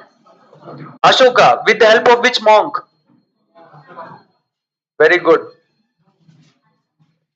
I think once again Buddha should take birth here. Which monk? Upagupta. You have written it right. हाँ अभी से confuse होने लगा. Okay, समझ में आ रहा है? Okay, look at this. So now Buddha told that you have to follow my teachings. Don't take me as a god, or don't make me as a idol or something like that. Don't build me any temple or something like that. So slowly what happens? Buddha architecture, that is stupa. Stupa started coming up. This is the place where the Buddhist people they pray. Okay, so there is no statue inside it. So now what happened? There is a trouble here. Slowly after the death of Buddhism, now look at this. Now we are here, Indus Valley civilization, Vedic, okay, then Buddhism, then Jainism, then Alexander invasion. Okay. Now this Buddhism, this is Chandragupta Maurya, Bindusara, and here we have Ashoka. After Ashoka, here we have a king called as Kanishka. Look at this now. Here we have a king called as Kanishka. So I am taking you from Buddhism directly to Kanishka. Okay, what is happening here? During the rule of Kanishka. So look at this. How many years there is a gap? Okay, how many years there is a gap? So near about 150 to 200 years after the death of Buddha. Near about 150 to 200 years after the death of Buddha, Kanishka was the ruler of India, and now people are fighting. People are fighting and they are going to Kanishka. Now, what is the problem? People are telling, dear Kanishka, we have an issue. We want to respect our God. Okay, we want to respect our God, so I am going to build a temple. I am going to build a temple. I am going to have a statue. One section of the people they say no, Buddha told not to build temple or not to build statue. Other people they are telling, if you don't build statue or if you don't build temple, people will forget, we will not get respect. So the Indian community, the Indian population was divided. They went to Kanishka, and here there was a meeting in Srinagar. Okay, there was a meeting in Srinagar, and this was the fourth meeting. There were total four Buddhist meeting. So in the fourth Buddhist council, Buddhism got divided into two. You can write down Hinayana and Mahayana. Hinayana and लिखो जल्दी लिखो. Hinayana and Mahayana. Pawan, write down Hinayana and Mahayana. Hinayana is also called as lesser wheel. Hinayana is also called as lesser wheel, and Mahayana is also called as greater wheel.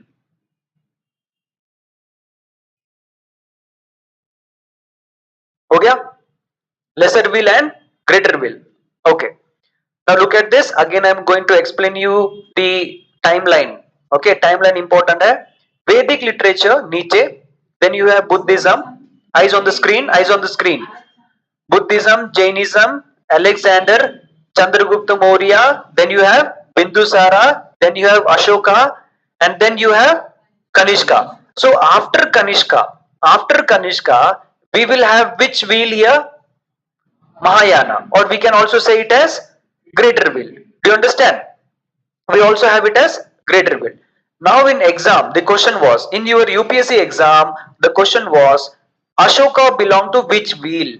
Ashoka belong to which wheel? Lesser wheel or greater wheel? Ashoka belong to Hinayana or Mahayana? Tell loudly. Are you sure? जोर से बोलो. Answer is right. Now, no textbook in India, they didn't mention Ashoka was Hinayana. They didn't mention. But it is your talent that you have to read between the lines and connect the dots. Do you understand? Now imagine a boy or a girl sitting in home, they are preparing, self-study they are doing.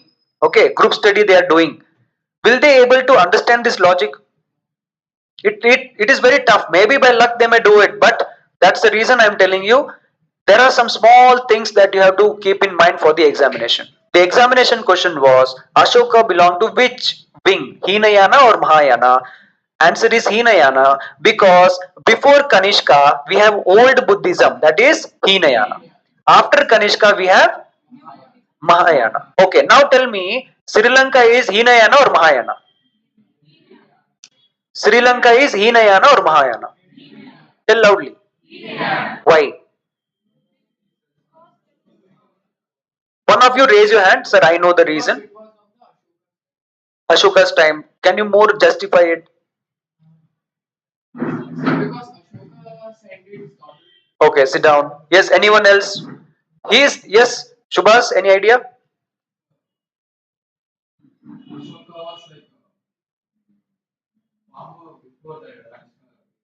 Yes. Yeah. Good. Okay, sit down, sit down. See, now the question, both the students they are telling, sir, Ashoka is sending his own daughter to which city, which place here? Sri Lanka. So Ashoka belongs to Hinayana, so daughter will also belong to Hinayana. So Sri Lanka also has Hinayana. That's it. Finish. Okay, now in exam they will ask you like this: Sri Lanka belongs to which Buddhism? Otherwise they'll ask you in Ponniyin Selvan movie, the Buddhist monk belong to Hinayana or Mahayana? What is the answer? Hinayana. You understand? Okay. So this is one thing that you have to keep in mind. समझ में आ गया सभी को? Okay. So this is Buddhism. Now here write down one line. Maitreya, Maitreya. Maitreya is the next Buddha who is going to come on this earth. He will take birth once again. Maitreya will take birth on this earth. So he is the next Buddha. Over? Okay. Now let us try to understand which language did Buddha used? Remember that Pali. afcat, GD, ACC question Pali Pali आएगा ठीक है. अब देखेंगे और एक person. Write down this chart now. Write down this chart. King Siddhartha and Trishala. Trishala. They both had a son Mahavira. They both had a son Mahavira. Okay. Okay. So now we are going to see a religion that is Jain. Okay. Now we are going to see a religion that is Jain. Now look at this. Jain, there are total 24 Tirthangar. 24 Tirthangar. Okay. The first Tirthangar is Rishabh. So favorite question for the examiner. The favorite question for the examiner. Who is the founder of Jainism? Answer is Rishabh. Time out. Okay. Rishabh is the first Tirthangar. Do you understand? And who was the last Tirthangar? Mahavira. Mahavira. समझ में आया? तो पहला तीर्थंकर पूछेंगे और last का तीर्थंकर Mahavira. They will ask you this. Okay, fine. Now look at this. Jainism was made famous by this guy Mahavira. Okay, now tell me, Mahavira is son of which king? Tell loudly. And remember one thing, this Siddhartha different and Gautam Buddha, that Siddhartha is different. They are not one and the same. Okay, in the Siddhartha Vera, Gautam Buddha Siddhartha Vera. You understand? Fine. So, King Siddhartha and so now tell me, Mahavira belongs to Brahmana, Kshatriya, Vaishyas or Sudras?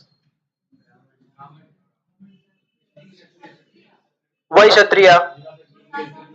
Yes, he is son of the king.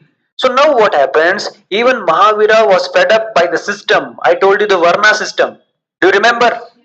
Who started this Varna system? Krishna. It is written in Bhagavad Gita. This is for your knowledge.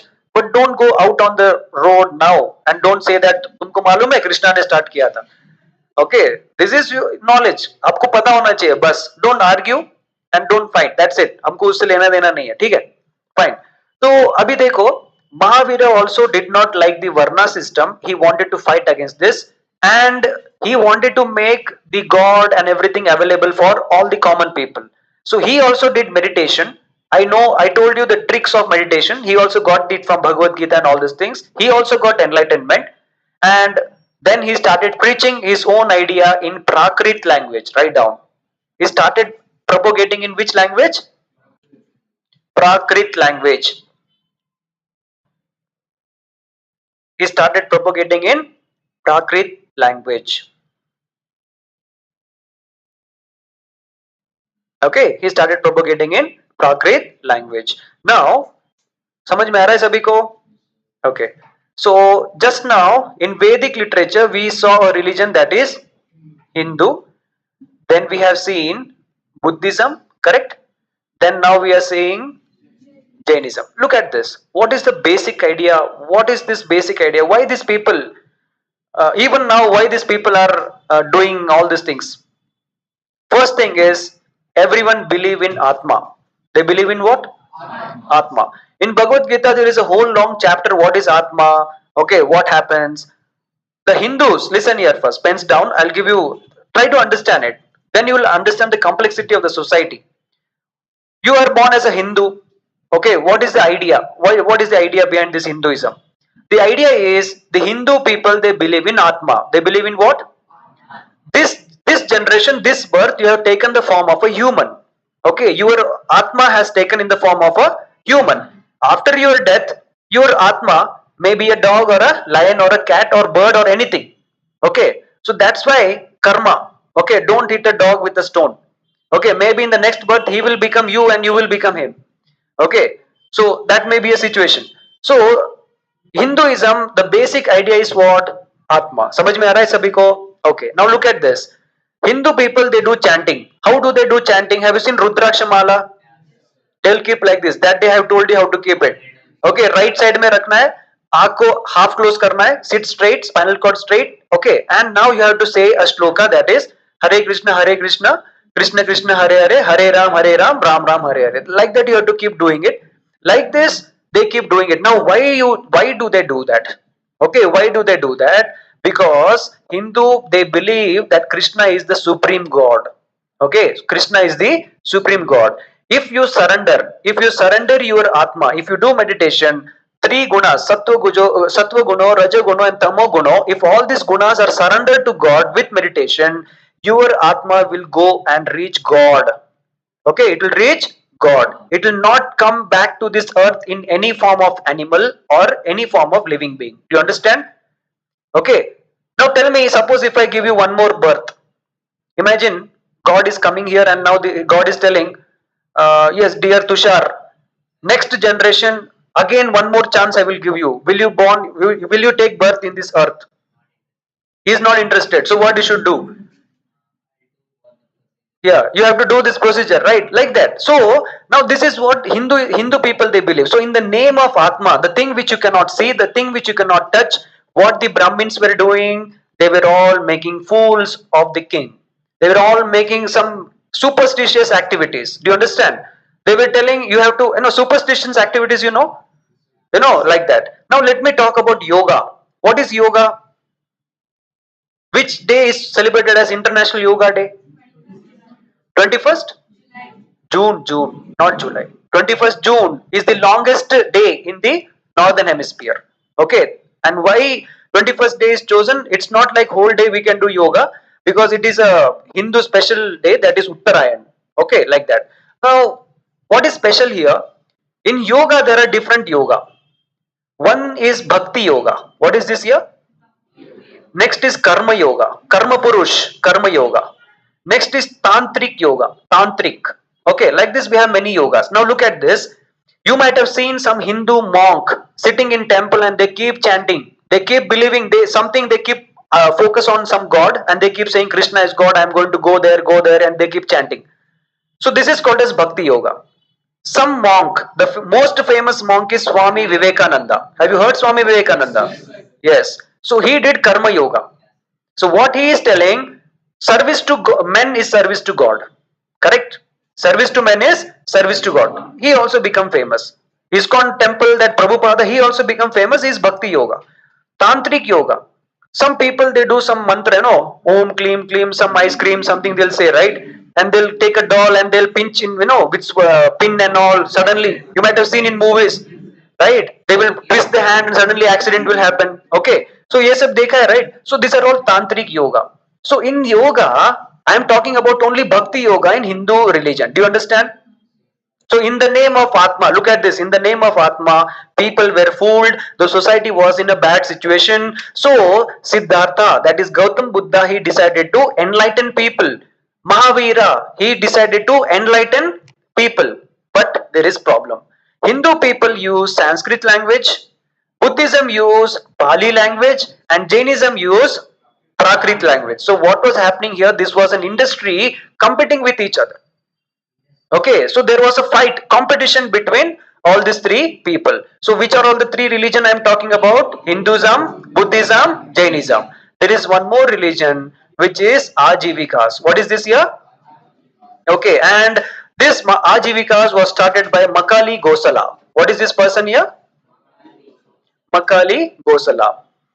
Okay, अभी इधर देखो. Hinduism they believed in आत्मा. ये idea आपको clear हो गया?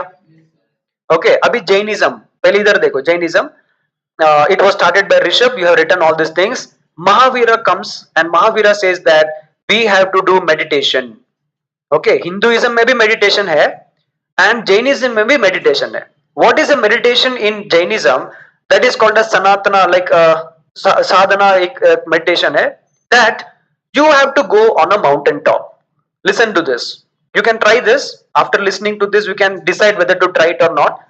Okay, you have to go to a mountain top. It should be a bare rock. Only rock should be there, no trees like that. And you have to sit on this mountain rock here and close your eyes. Do the meditation exactly which is told in the Bhagavad Gita. And you have to do this meditation continuous till you die. That means you'll get passport directly. Okay, to reach God. So you have to do meditation till you die. So after your death, your body will be lying on that barren rock. Yes or no? Now who will come and eat that dead body?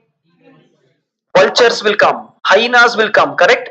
So that means you have attained heaven. So Mahavira is telling, dear people, come with me, do this kind of meditation, you will reach God. You will reach whom? You will reach God. People started believing in this and people started going and doing this. Okay, but some people were afraid. They are telling, no, no, I want to meet God, but I don't want to die. Okay, I want to meet God, but I don't want to die. So Buddha is telling, I am there for you, don't worry. Okay, so what Buddha is telling, do meditation and do service. So Hinduism was in one end, Jainism was in other end, Buddhism took shortcut. Okay, Buddhism is telling, I have a shortcut, you come here. So what is happening now? Comparing to Hinduism and Jainism, Buddhism is getting famous.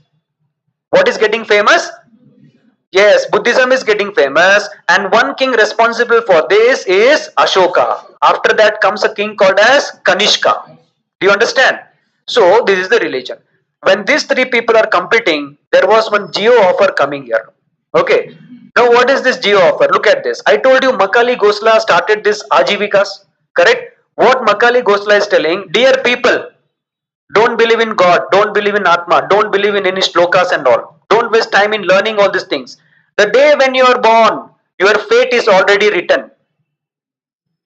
समझ में आ रहा है? The day when you are born, your fate is already written. Why do you work hard? You go and sit back home, you'll crack NDA. Right? You go and sit back home, you'll become officer. समझ में आ रहा है? So, Makali Gosla is telling, नसीब में लिखा हुआ है यार, तुम क्यों मेहनत कर रहे हो? समझ में आया?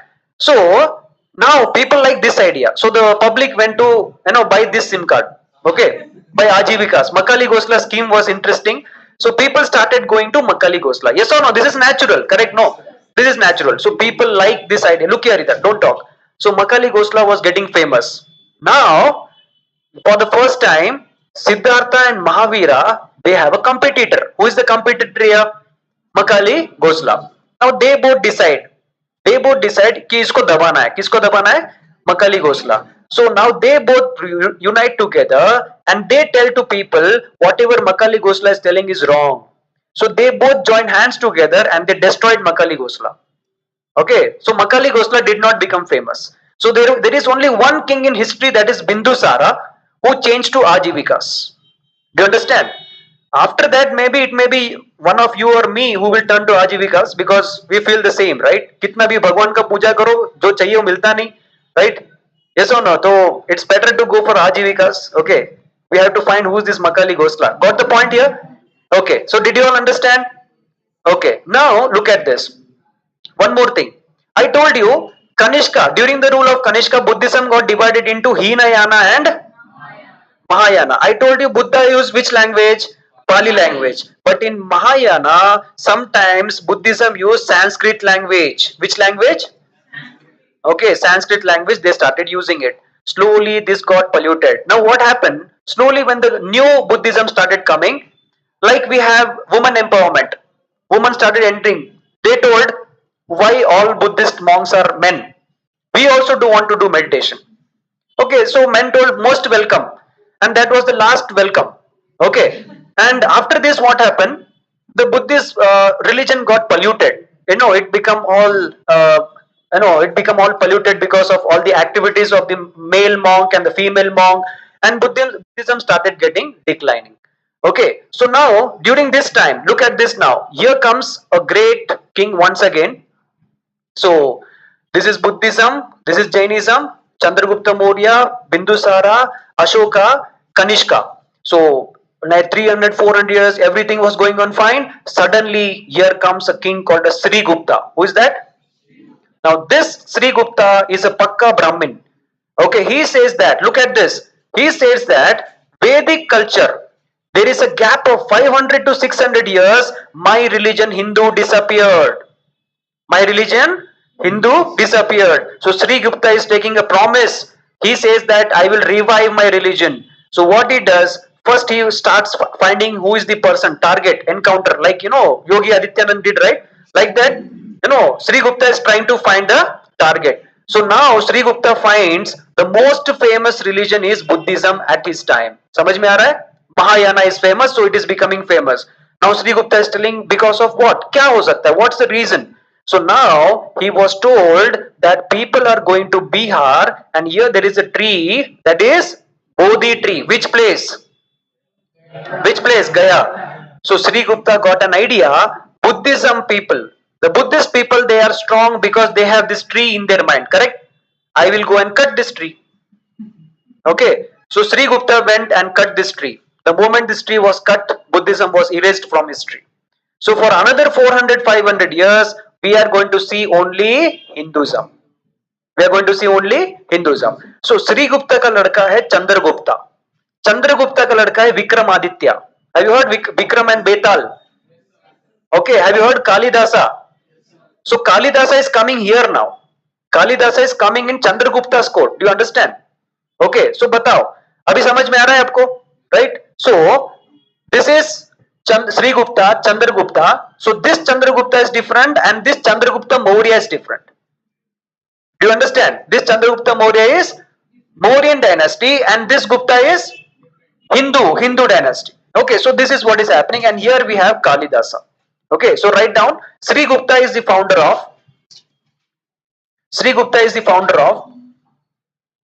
Gupta dynasty, and it is also called as the golden era of the ancient history. It is also known as the golden era of the ancient history.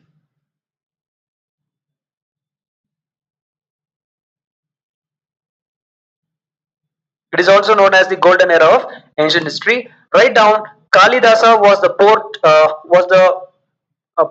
court poet.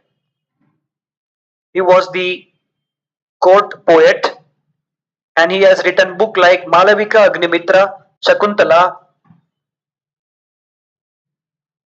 Malavika Agnimitra, Shakuntala, Meghdut. These are all the books written by Kalidasa in Sanskrit language.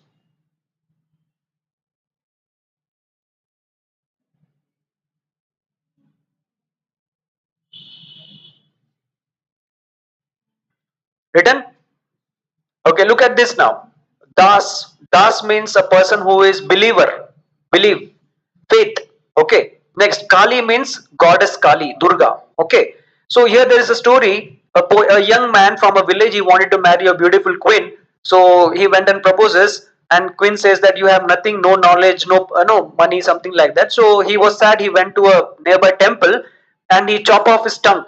Okay, he bit the tongue, and the tongue cut off, and the goddess Kali came, and she gave him knowledge, and that is what Kalidasa. Okay, Meghdut and all these things. I'll talk about this now. Meghdut, what is so special? Exam में क्यों important है? ऐसा वो हम देखेंगे. ठीक है? अब देखो, here you have understood Hinduism, Buddhism, Jainism, and Ajivikas, correct? So the basic idea is what? Atma. Buddha, he never told that there is God, and he never told that there is no God. समझ में आ रहा है? Hinduism, they say there is God. Krishna is not a God. First thing you keep in mind. Krishna is not a God, he is a messenger of God.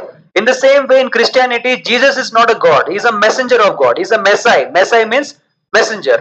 Even in Islamism, we have Prophet Muhammad. Prophet Muhammad is not a God. Allah is God.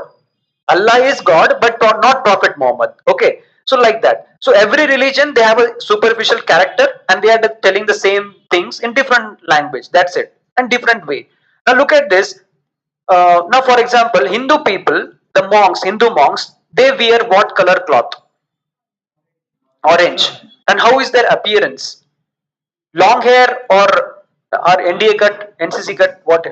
Yeah, long hairs and dadi, long mustache, long. So Hindu like to grow hairs, right? They say I want to be natural. I don't want to disturb my atma. Okay, like that. Now Jainism, they say I will not grow hairs. I will remove hair from my head. So I will shave my head. Can anyone tell me how do they shave the head? Yeah, knife, razor, trimmer. Yeah, no. Those who want to become a Jain monk, you have a scheme there. In those who want to become Jain monk, you have to sit. You have to decide that yes, I am going to become a Jain monk. The first thing what they do is that they will take a hair from your head. They'll catch it, and one by one they will pull it. What they will do? One by one they will pull it. So why do they do that? Look here. Why do they do that? Because you should know pain. And they will keep asking you when they are pulling your hair. They will keep asking you, have you decided? Have you decided to become a monk? Have you decided to become a monk? Like this, they will keep doing it. Okay. So once all the hair is removed, this complete head will be full of blood. Okay, like this. Next, they will remove eyebrows like that. Okay, then this eyelids are there, no? They will remove like that. So like this, they will do. They will first remove the hairs. Okay, then slowly they will torture you. Torture in the sense, those who believe in God, okay, they feel it is I am doing service to God. They will stop eating food. Imagine this is 1 month. They will train like in week they have to eat 2 times. Like Monday they will eat, Wednesday they will eat. After 15 days they will eat only on Wednesday.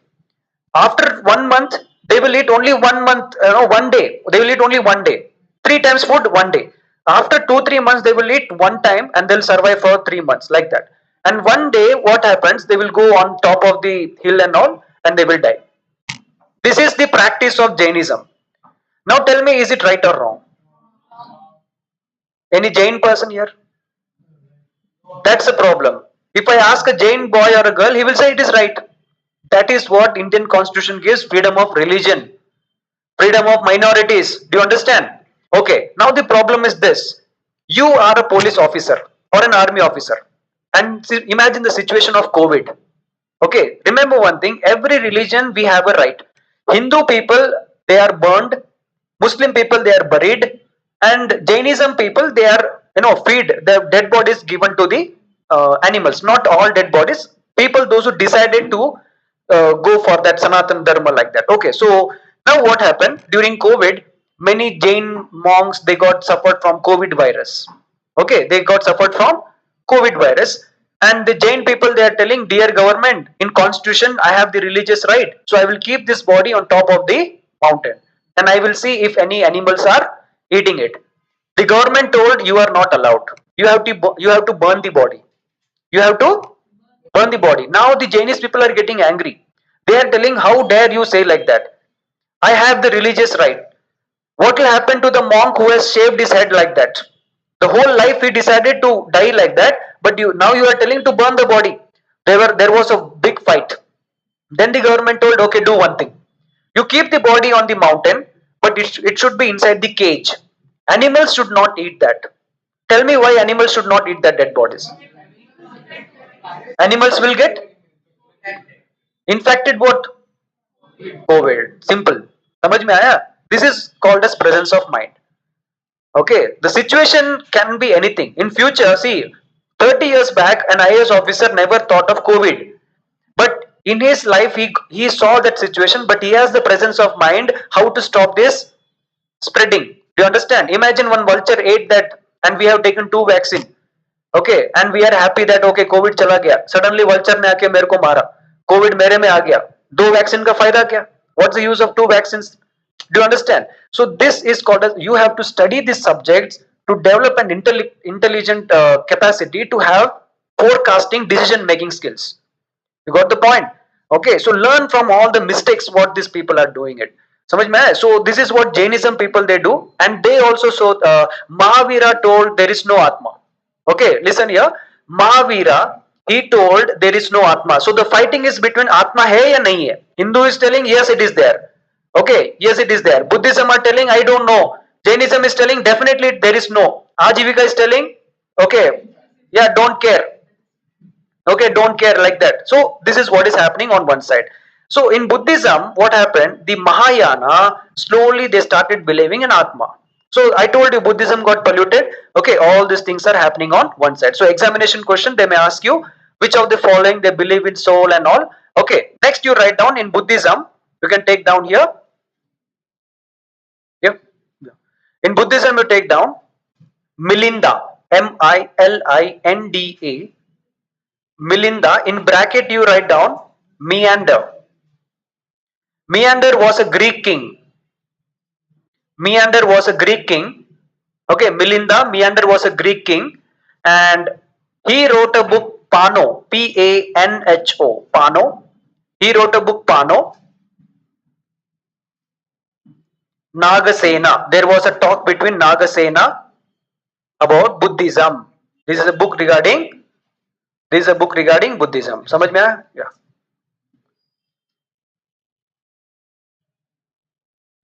Do it fast. Milinda, Meander, Greek king Pano.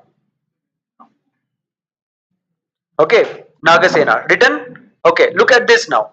Abhi, so many problems are happening on one side.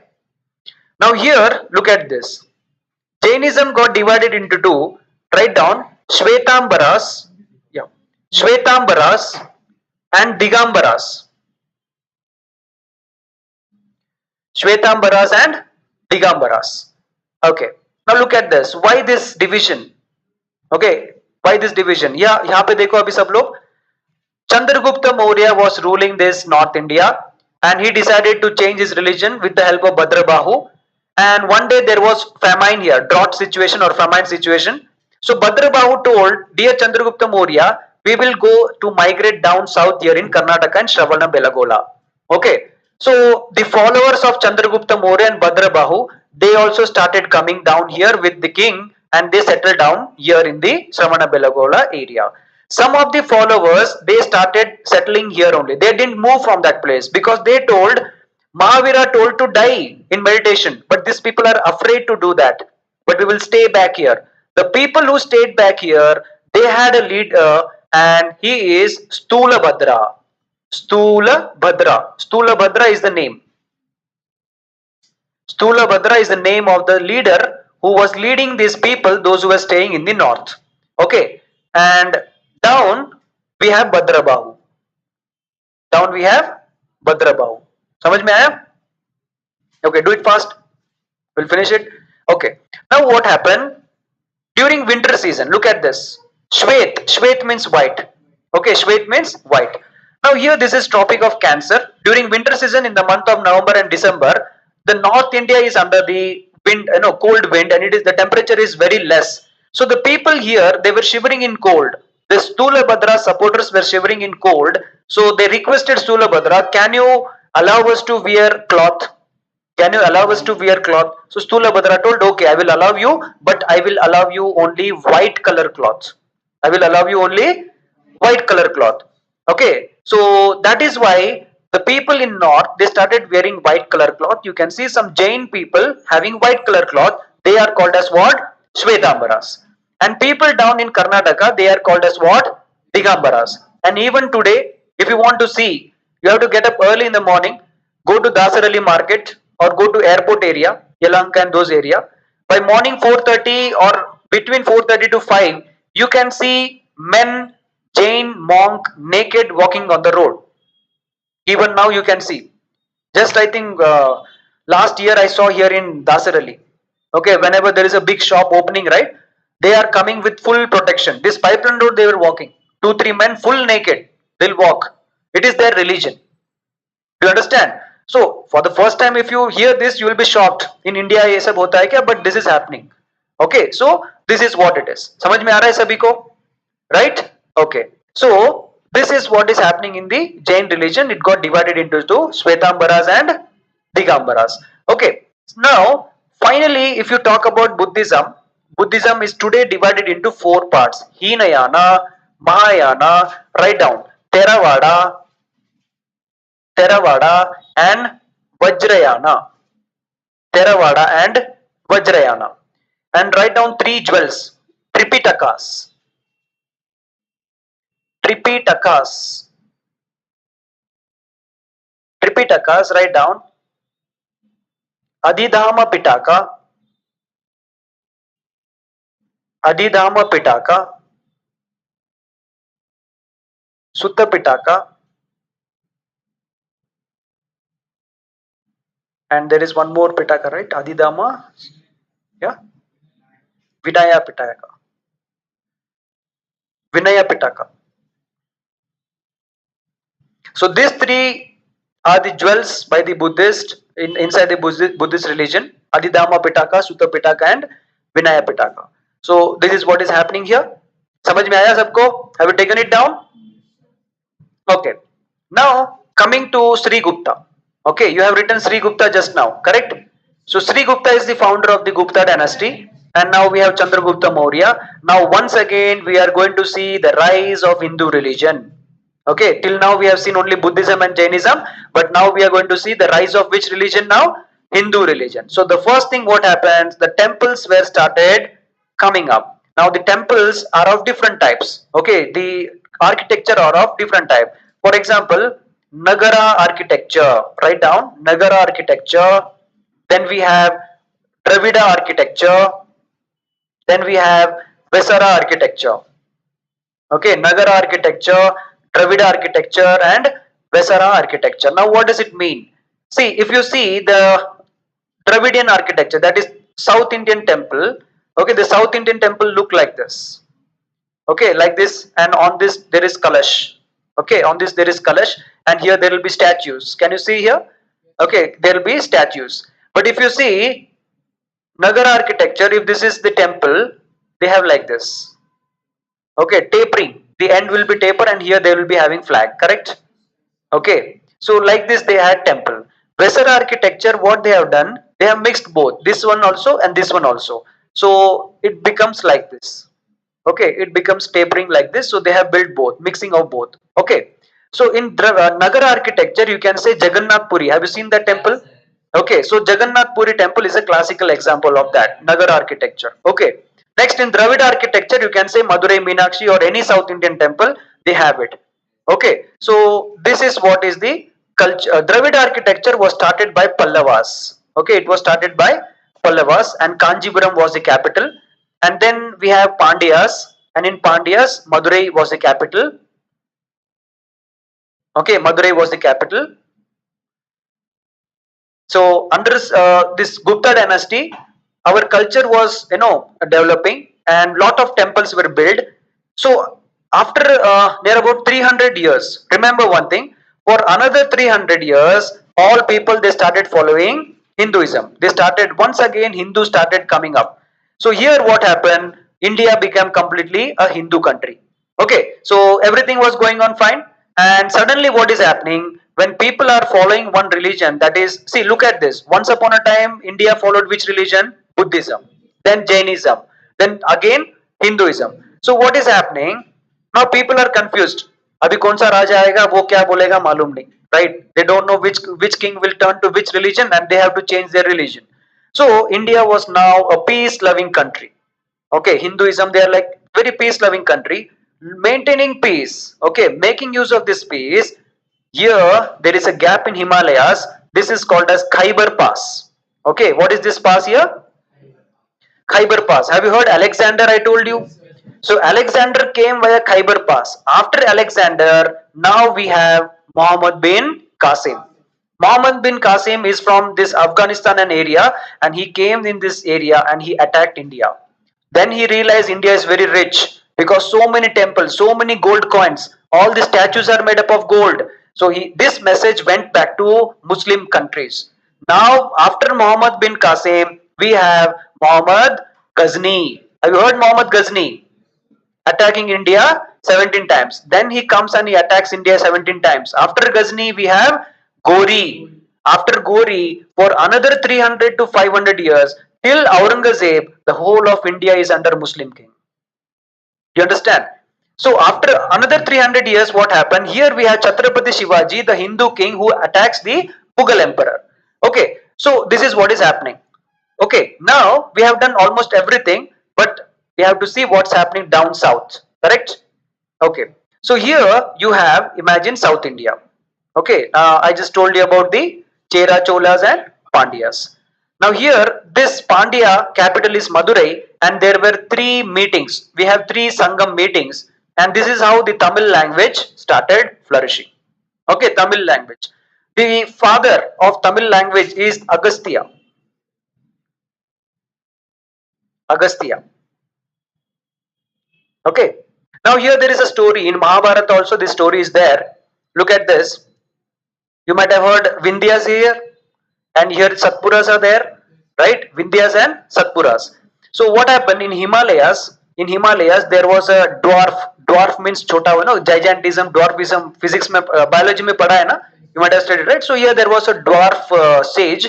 He was doing meditation. He got an information that two mountains here in India, Vindhyas and Satpuras, they are fighting. Who will become tallest mountain in this world? So they both are fighting, and if they fight, the whole world will get destroyed. So who can stop this? This dwarf sage can stop this. So this Agastya, what is doing? He's walking from Himalayas and is going towards Vindhya. So when the Vindhya is growing in height, so this Agastya is telling, dear Vindhya, I have a work here down south. Okay, so I will finish that work and come back. You don't compete. Try to reduce your height. So Vindhya was growing, it stopped. So Agastya crossed. Now Satpura is growing. So Agastya is telling Satpura, stop. I have to cross. I have a work. I'll come back again. So Satpura also stopped. So that is the reason these two mountains are at that height. And Agastya came here and he settled here. He never go back. He never went back. You understand? So he settled down here. So this is the story in Mahabharata, but here Agastya came and he is responsible for the development of this Tamil language. So we have three literature under the Pandyan king, and the Sangam literature now it starts about the first poet, that is Thiruvalluvar. Write down Thiruvalluvar. Thiruvalluvar is a poet. Okay, he has written couplets. Okay, he has written couplets. Couplets mean two lines. Okay, he has written beautiful lines like this, two lines. Now what is the beauty of it? There are totally 133 chapters. Write down this. He has written a book. Okay, first you write down this. Once again you start. Thiruvalluvar has written a book called as Thirukural. He has written a book that is Thirukural. UPSC students, always UPSC will ask question from Sangam literature because the words are tough. Okay, you cannot pronounce it, you cannot remember it. That's why they ask from Sangam literature. Look at this. Thirukural is written by whom? Thiruvalluvar. There are totally three sections, that is Arathupal, Poruthupal and Inbathupal.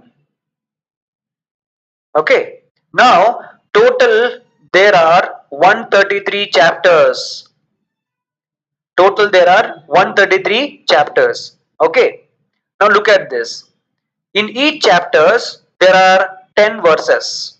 In each chapters there are 10 verses. So tell me how many verses will be there in total?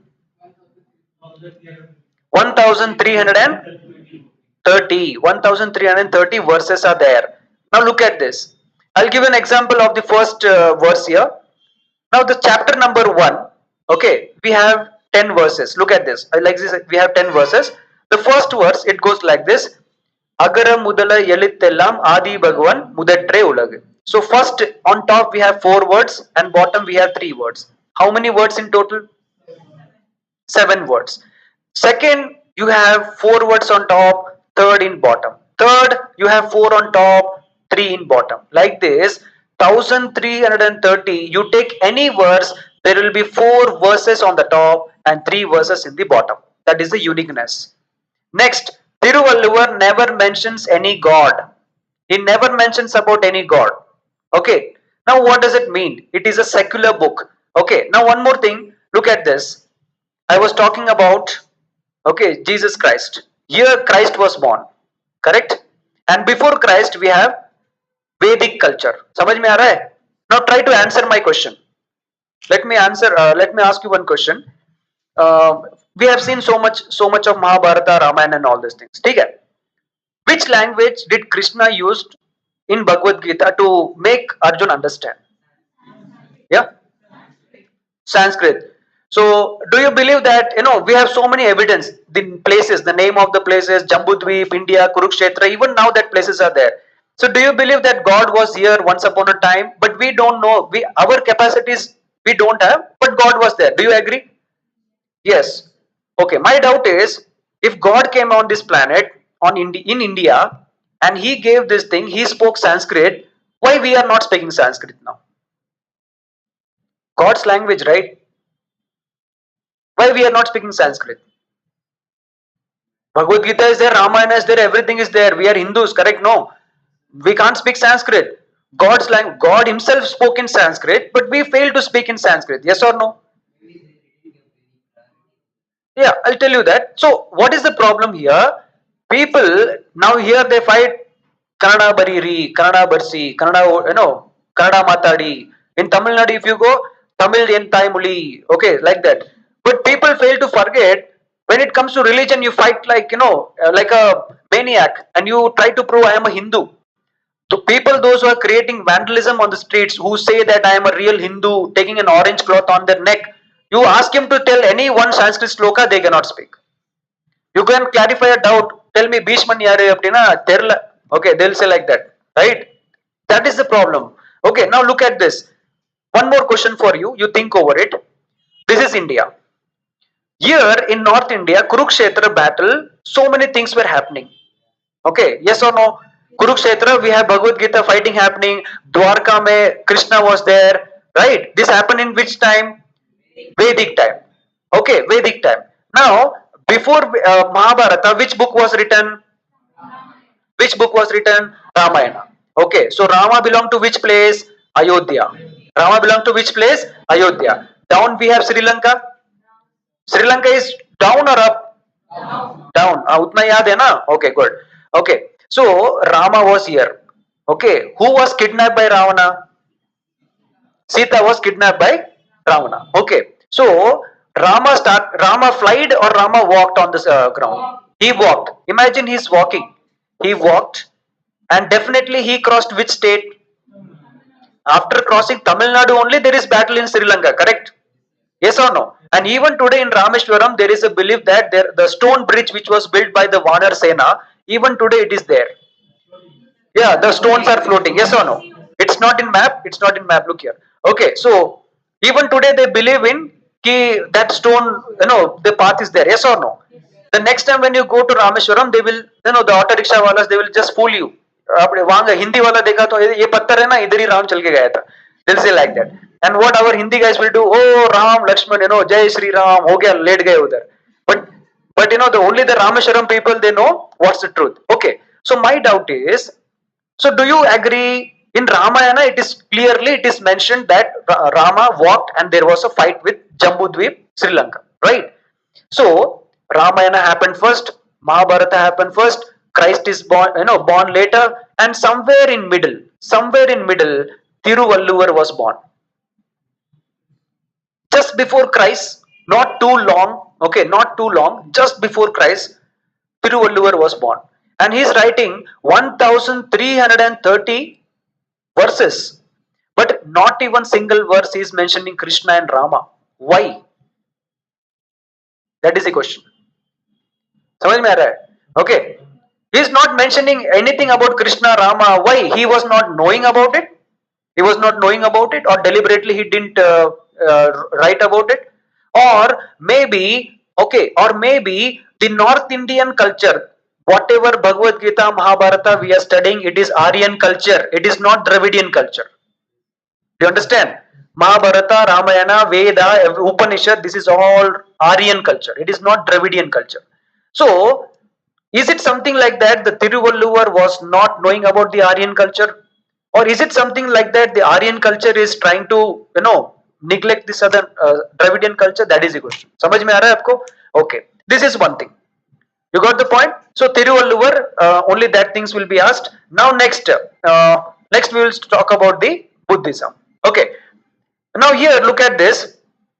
Tamil Nadu, Kerala also. Tamil Nadu, Kerala, and all these places, they were never influenced by any religion.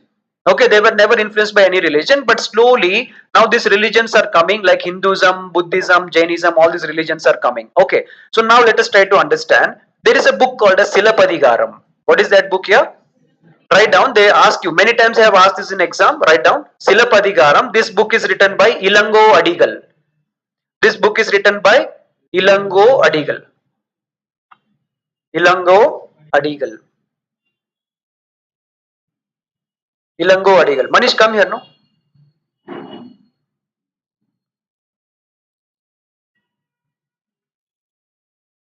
Ilango Adigal. Write down. How many of you know the story in this?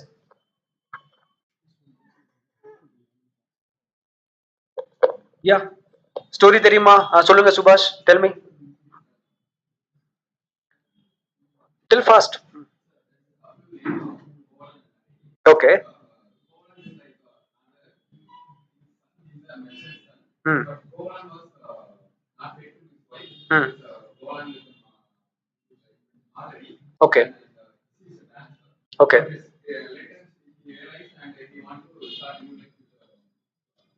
Hmm. Hmm.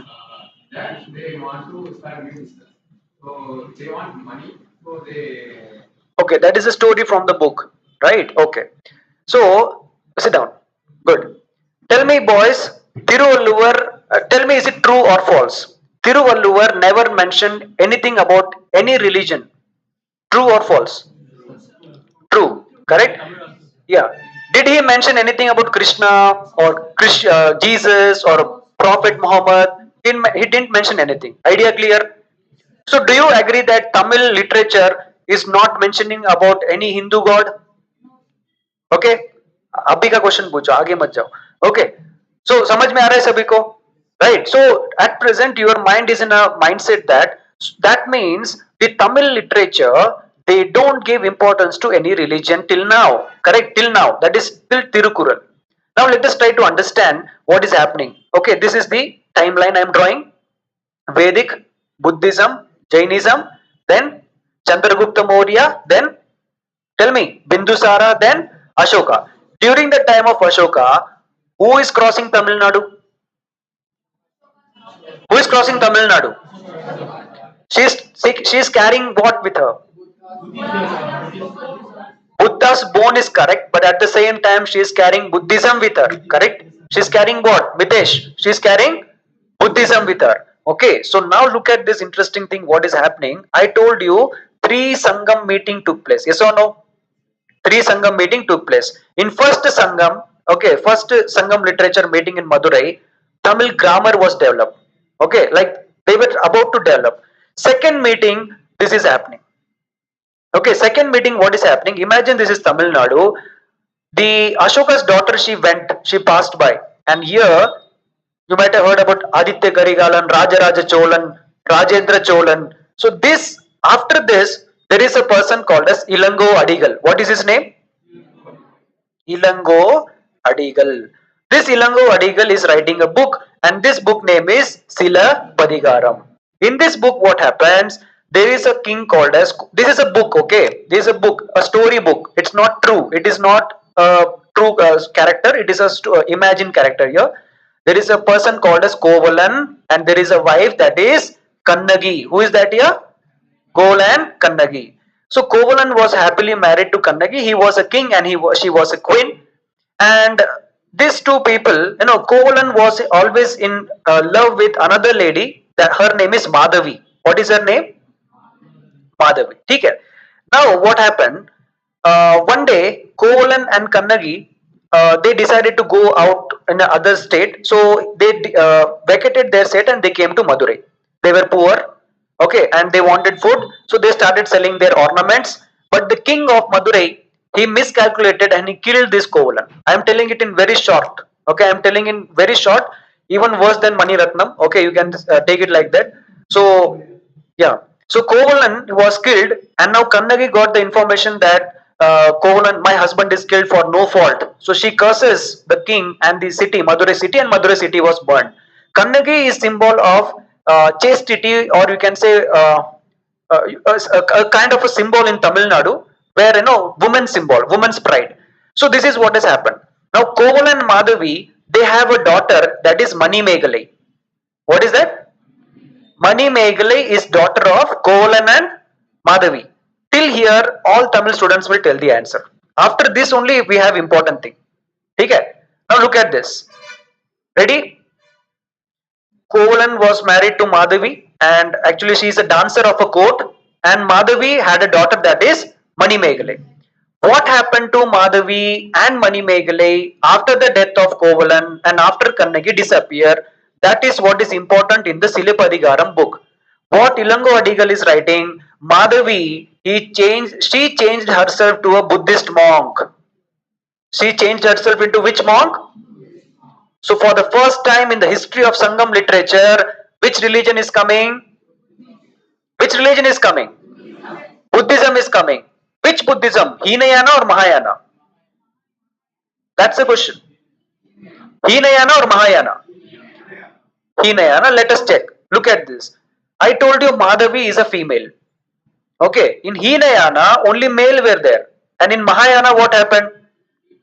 Females were also allowed. So tell me, Madhavi, she belonged to which wing? Mahayana. Okay, so Madhavi decided to go in Buddhism and she died there as a Buddhist monk. समझ में आया सभी को? Now this Silapadigaram book ends with a love story between Ilango Adigal and Mani Megalai. Ilango is telling Mani Megalai, I want to marry you because you are beautiful. Okay, the character, another king, he wants to marry Mani Megalai. But Mani Megalai is saying, no, I want to follow my mother's footstep. I will also be a Buddhist monk. So what is happening here? Sangam literature 1, Sangam literature 2, Sangam literature 3. In this 3 meeting, in the second meeting, was first time Buddhist religion is coming into India, the Tamil literature. Buddhist literature is coming into what here? Tamil. Do you understand? On the same time, here there was a man coming and sitting there and he knows Sanskrit. He knows Sanskrit language. So what he does, he takes Ramayana in his hand. He takes which book? Ramayana in his hand and he decided to translate into Tamil. And what this guy is doing, his name is Kambar. Write down. Kambar wrote Ramayana. He translated in Tamil. Most of the Tamil students, they say Kambar wrote Ramayana. That's wrong. Kambar translated Ramayana. Do you understand? Yes, Kamalika, understanding? Okay. So Kambar translated Ramayana into Tamil language. But there is a problem. I don't know how many of you have experienced this thing. You are writing assignments and it is like night time and the deadline is coming and you are in stress, you are writing. Suddenly you realize you are writing the same experiment once again. कभी हुआ ऐसा? Yes, पहले से time कम है, right? Energy नहीं है. Okay, and you wrote the same experiment once again, or you are writing the same line once again, right?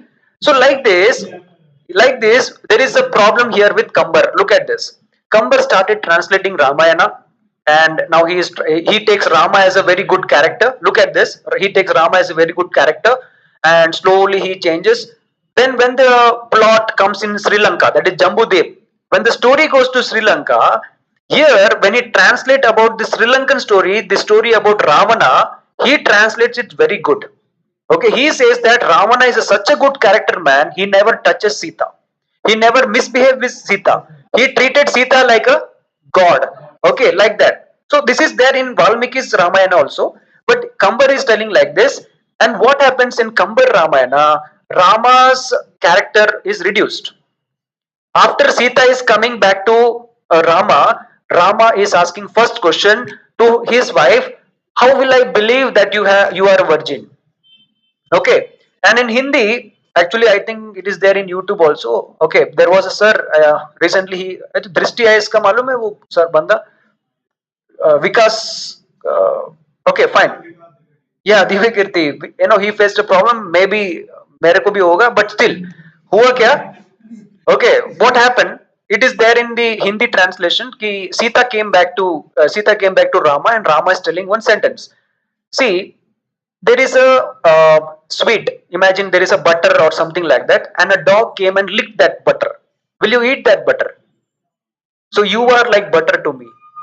Rama is telling to Sita that you are that butter to me. You prove your virginity or statement like that. So in what Sita does, she proves, and Rama sees, and then he gets confirmed. So in Kambar Ramayana, he praises Ravan. He says that Rama se Ravan 100 times better hai. Right? Aisa. So what happens? In slowly, if you read the Tamil Ramayana, you will become fan of Ravana, not of Rama. Do you understand? That's why there was a film, I think same Maniratnam film of Ravan. Ravan करके movie देखा? Vikram, Aishwarya Rai, then Malayali actor यार அது. Okay, movie பாத்தீங்களா? அந்த மூவில யாரு? Prithvi Ah, Prithviraj. So Prithviraj is playing a role of Rama. Vikram is playing role of Ravanan, and Sita is Katisiriki, right? Okay, like that. समझ में आ रहा है? So all the stories are like that. Mani Ratnam stories are always like that. He don't have creativity. Cut copy paste लेना है और बनाना है, ठीक है? ओके, सो ये है स्टोरी रामायण का. समझ में आ रहा है सभी को? सो ये है तमिल लिटरेचर. इसके अलावा there are many things. Okay, that I will give you in the written notes. Okay, what is mean by Joseph Beschi? He is called as Mamunivar. Okay, he is called as Joseph Beschi. He is from Italy. He came to Veerama Munivar. Okay, so he translated the Atichudi into other languages. Okay, like that. So this is what is happening in the Tamil literature. Maximum questions will be asked in your Sangam literature. Still, some parts are there. I'll give you in my notes. You got the point here, everyone? Okay. So here, now imagine Gupta people were building the empire, Hindu empire, and down Sangam literature was flourishing. Rajaraja Cholan, okay, Rajendra Cholan, they are going to Indonesia, they are going to Sri Lanka, and now they are expanding their territory. Have you heard a place called as Cambodia? Okay, Cambodia. Okay, tell me world's largest temple. Where it is? Angkor Wat. Have you heard it? Angkor Wat. It is in Cambodia. And why it was built there? Because of the Chola king. Okay, because of the Chola kings. Do you understand? This is one thing. Even in today in Indonesia, okay, in Indonesia, Ramayana is a very important part of their life. You got the point? So these are the things that you have to keep in mind. So now in there are some other things. Just write down Kabir Das. 5 more minutes. Kabir Das, he has written Dohe, and he has written a book called as Bijak. He has written a book called as Bijak. Kabir Das ke Dohe, that is, very famous Dohe. You know all this Dohe. Yes, मालूम है क्या तुम्हारा favorite क्या है? Hmm. Hmm.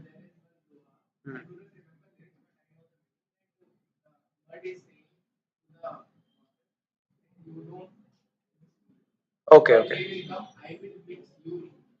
Okay okay, there are many things. Okay, Ram Rahim, ऐसा बहुत सारा चीज है. तो कबीर दास के दो है. लिसन यार, कबीर दास के दो है. Then Marathi literature, you have Sant Tukaram, Namdev, and no many people are there. So Marathi literature will see. That's it. Okay, so this is one thing. Kannada literature, we have Basveswaraya, Kuvempu. Okay, these people are there. That they will ask you in exam. So now we have books and authors. So books and authors from ancient literature. Who are the books and authors? Like Milinda Pano, you have written. Correct. Then many other books are there. I'll give you a long list about it. Kalidasa ka book aayega. Meghadoot. Okay, last one point I forgot to mention about Kalidas. Meghadoot. Okay. What is Rajdoot? Rajdoot. Bike lovers बोलो. It's a bike. हाँ, मैं वही पूछ रहा हूँ. हाँ, दूत मतलब क्या? For That's what. Doodh matlab kya hai? What's the meaning of doodh? Yeah? Doodh matlab? Yeah, doodh matlab it's not milk. Doodh means here a kind of postman. Messenger. Who is that? Messenger. Megh means cloud. Okay. So here Kalidas, okay, look here. Kalidas is writing a book and that book name is Meghdut. What is that book is mentioning that the monsoon winds are coming to the Konkan coast. The clouds they are going to travel towards the Ujjain and the UP areas. Okay, Bihar like this. So what the Kalidasa is imagining that this Megh, this cloud will do the duty of the postman, messenger. So he's writing a poem. So he's saying in that Meghdut that oh Meghdut, oh Megha, cross this river Narmada, cross this river Tapi. There you will find my princess sitting alone and crying on the top of the terrace. You go and send my message to her. So one of the cloud is taking this message, and that cloud is going and sending the message to that queen, and the queen is watching that cloud, and the cloud comes back and tell the message to the prince. So this is a very famous and interesting plot in Sanskrit language. Okay, so this is which story here? Meghdut. But for our exam perspective, the question is Kalidasa had a knowledge of Narmada and Tapi. Yes or no? That means Narmada is the oldest river. That means Narmada is the oldest river. Okay, so got the point here. So why you feel these things? Maybe I don't know. Is it boring or is it interesting? Okay. Our school curriculum has failed us to teach us many things. They don't teach us Sangam literature, correct? The North Indian students they don't know about Sangam literature, and the South Indian students they don't know about Hindi and the Sanskrit literature. What has happened? The politicians had played dirty politics, and our whole generation they have spoiled. Okay, so I have kept two things in my mind. I have kept exam in my mind, plus I have kept general knowledge that our students should get it for survival of life. Okay, knowledge is power. So if you have good knowledge, you can survive any part. So keeping all this mind, I have tried my level by best to tell you many things. Still many things are there that will do it tomorrow. We'll see then. Chalo, we can leave now. Good night. Yes, bolo.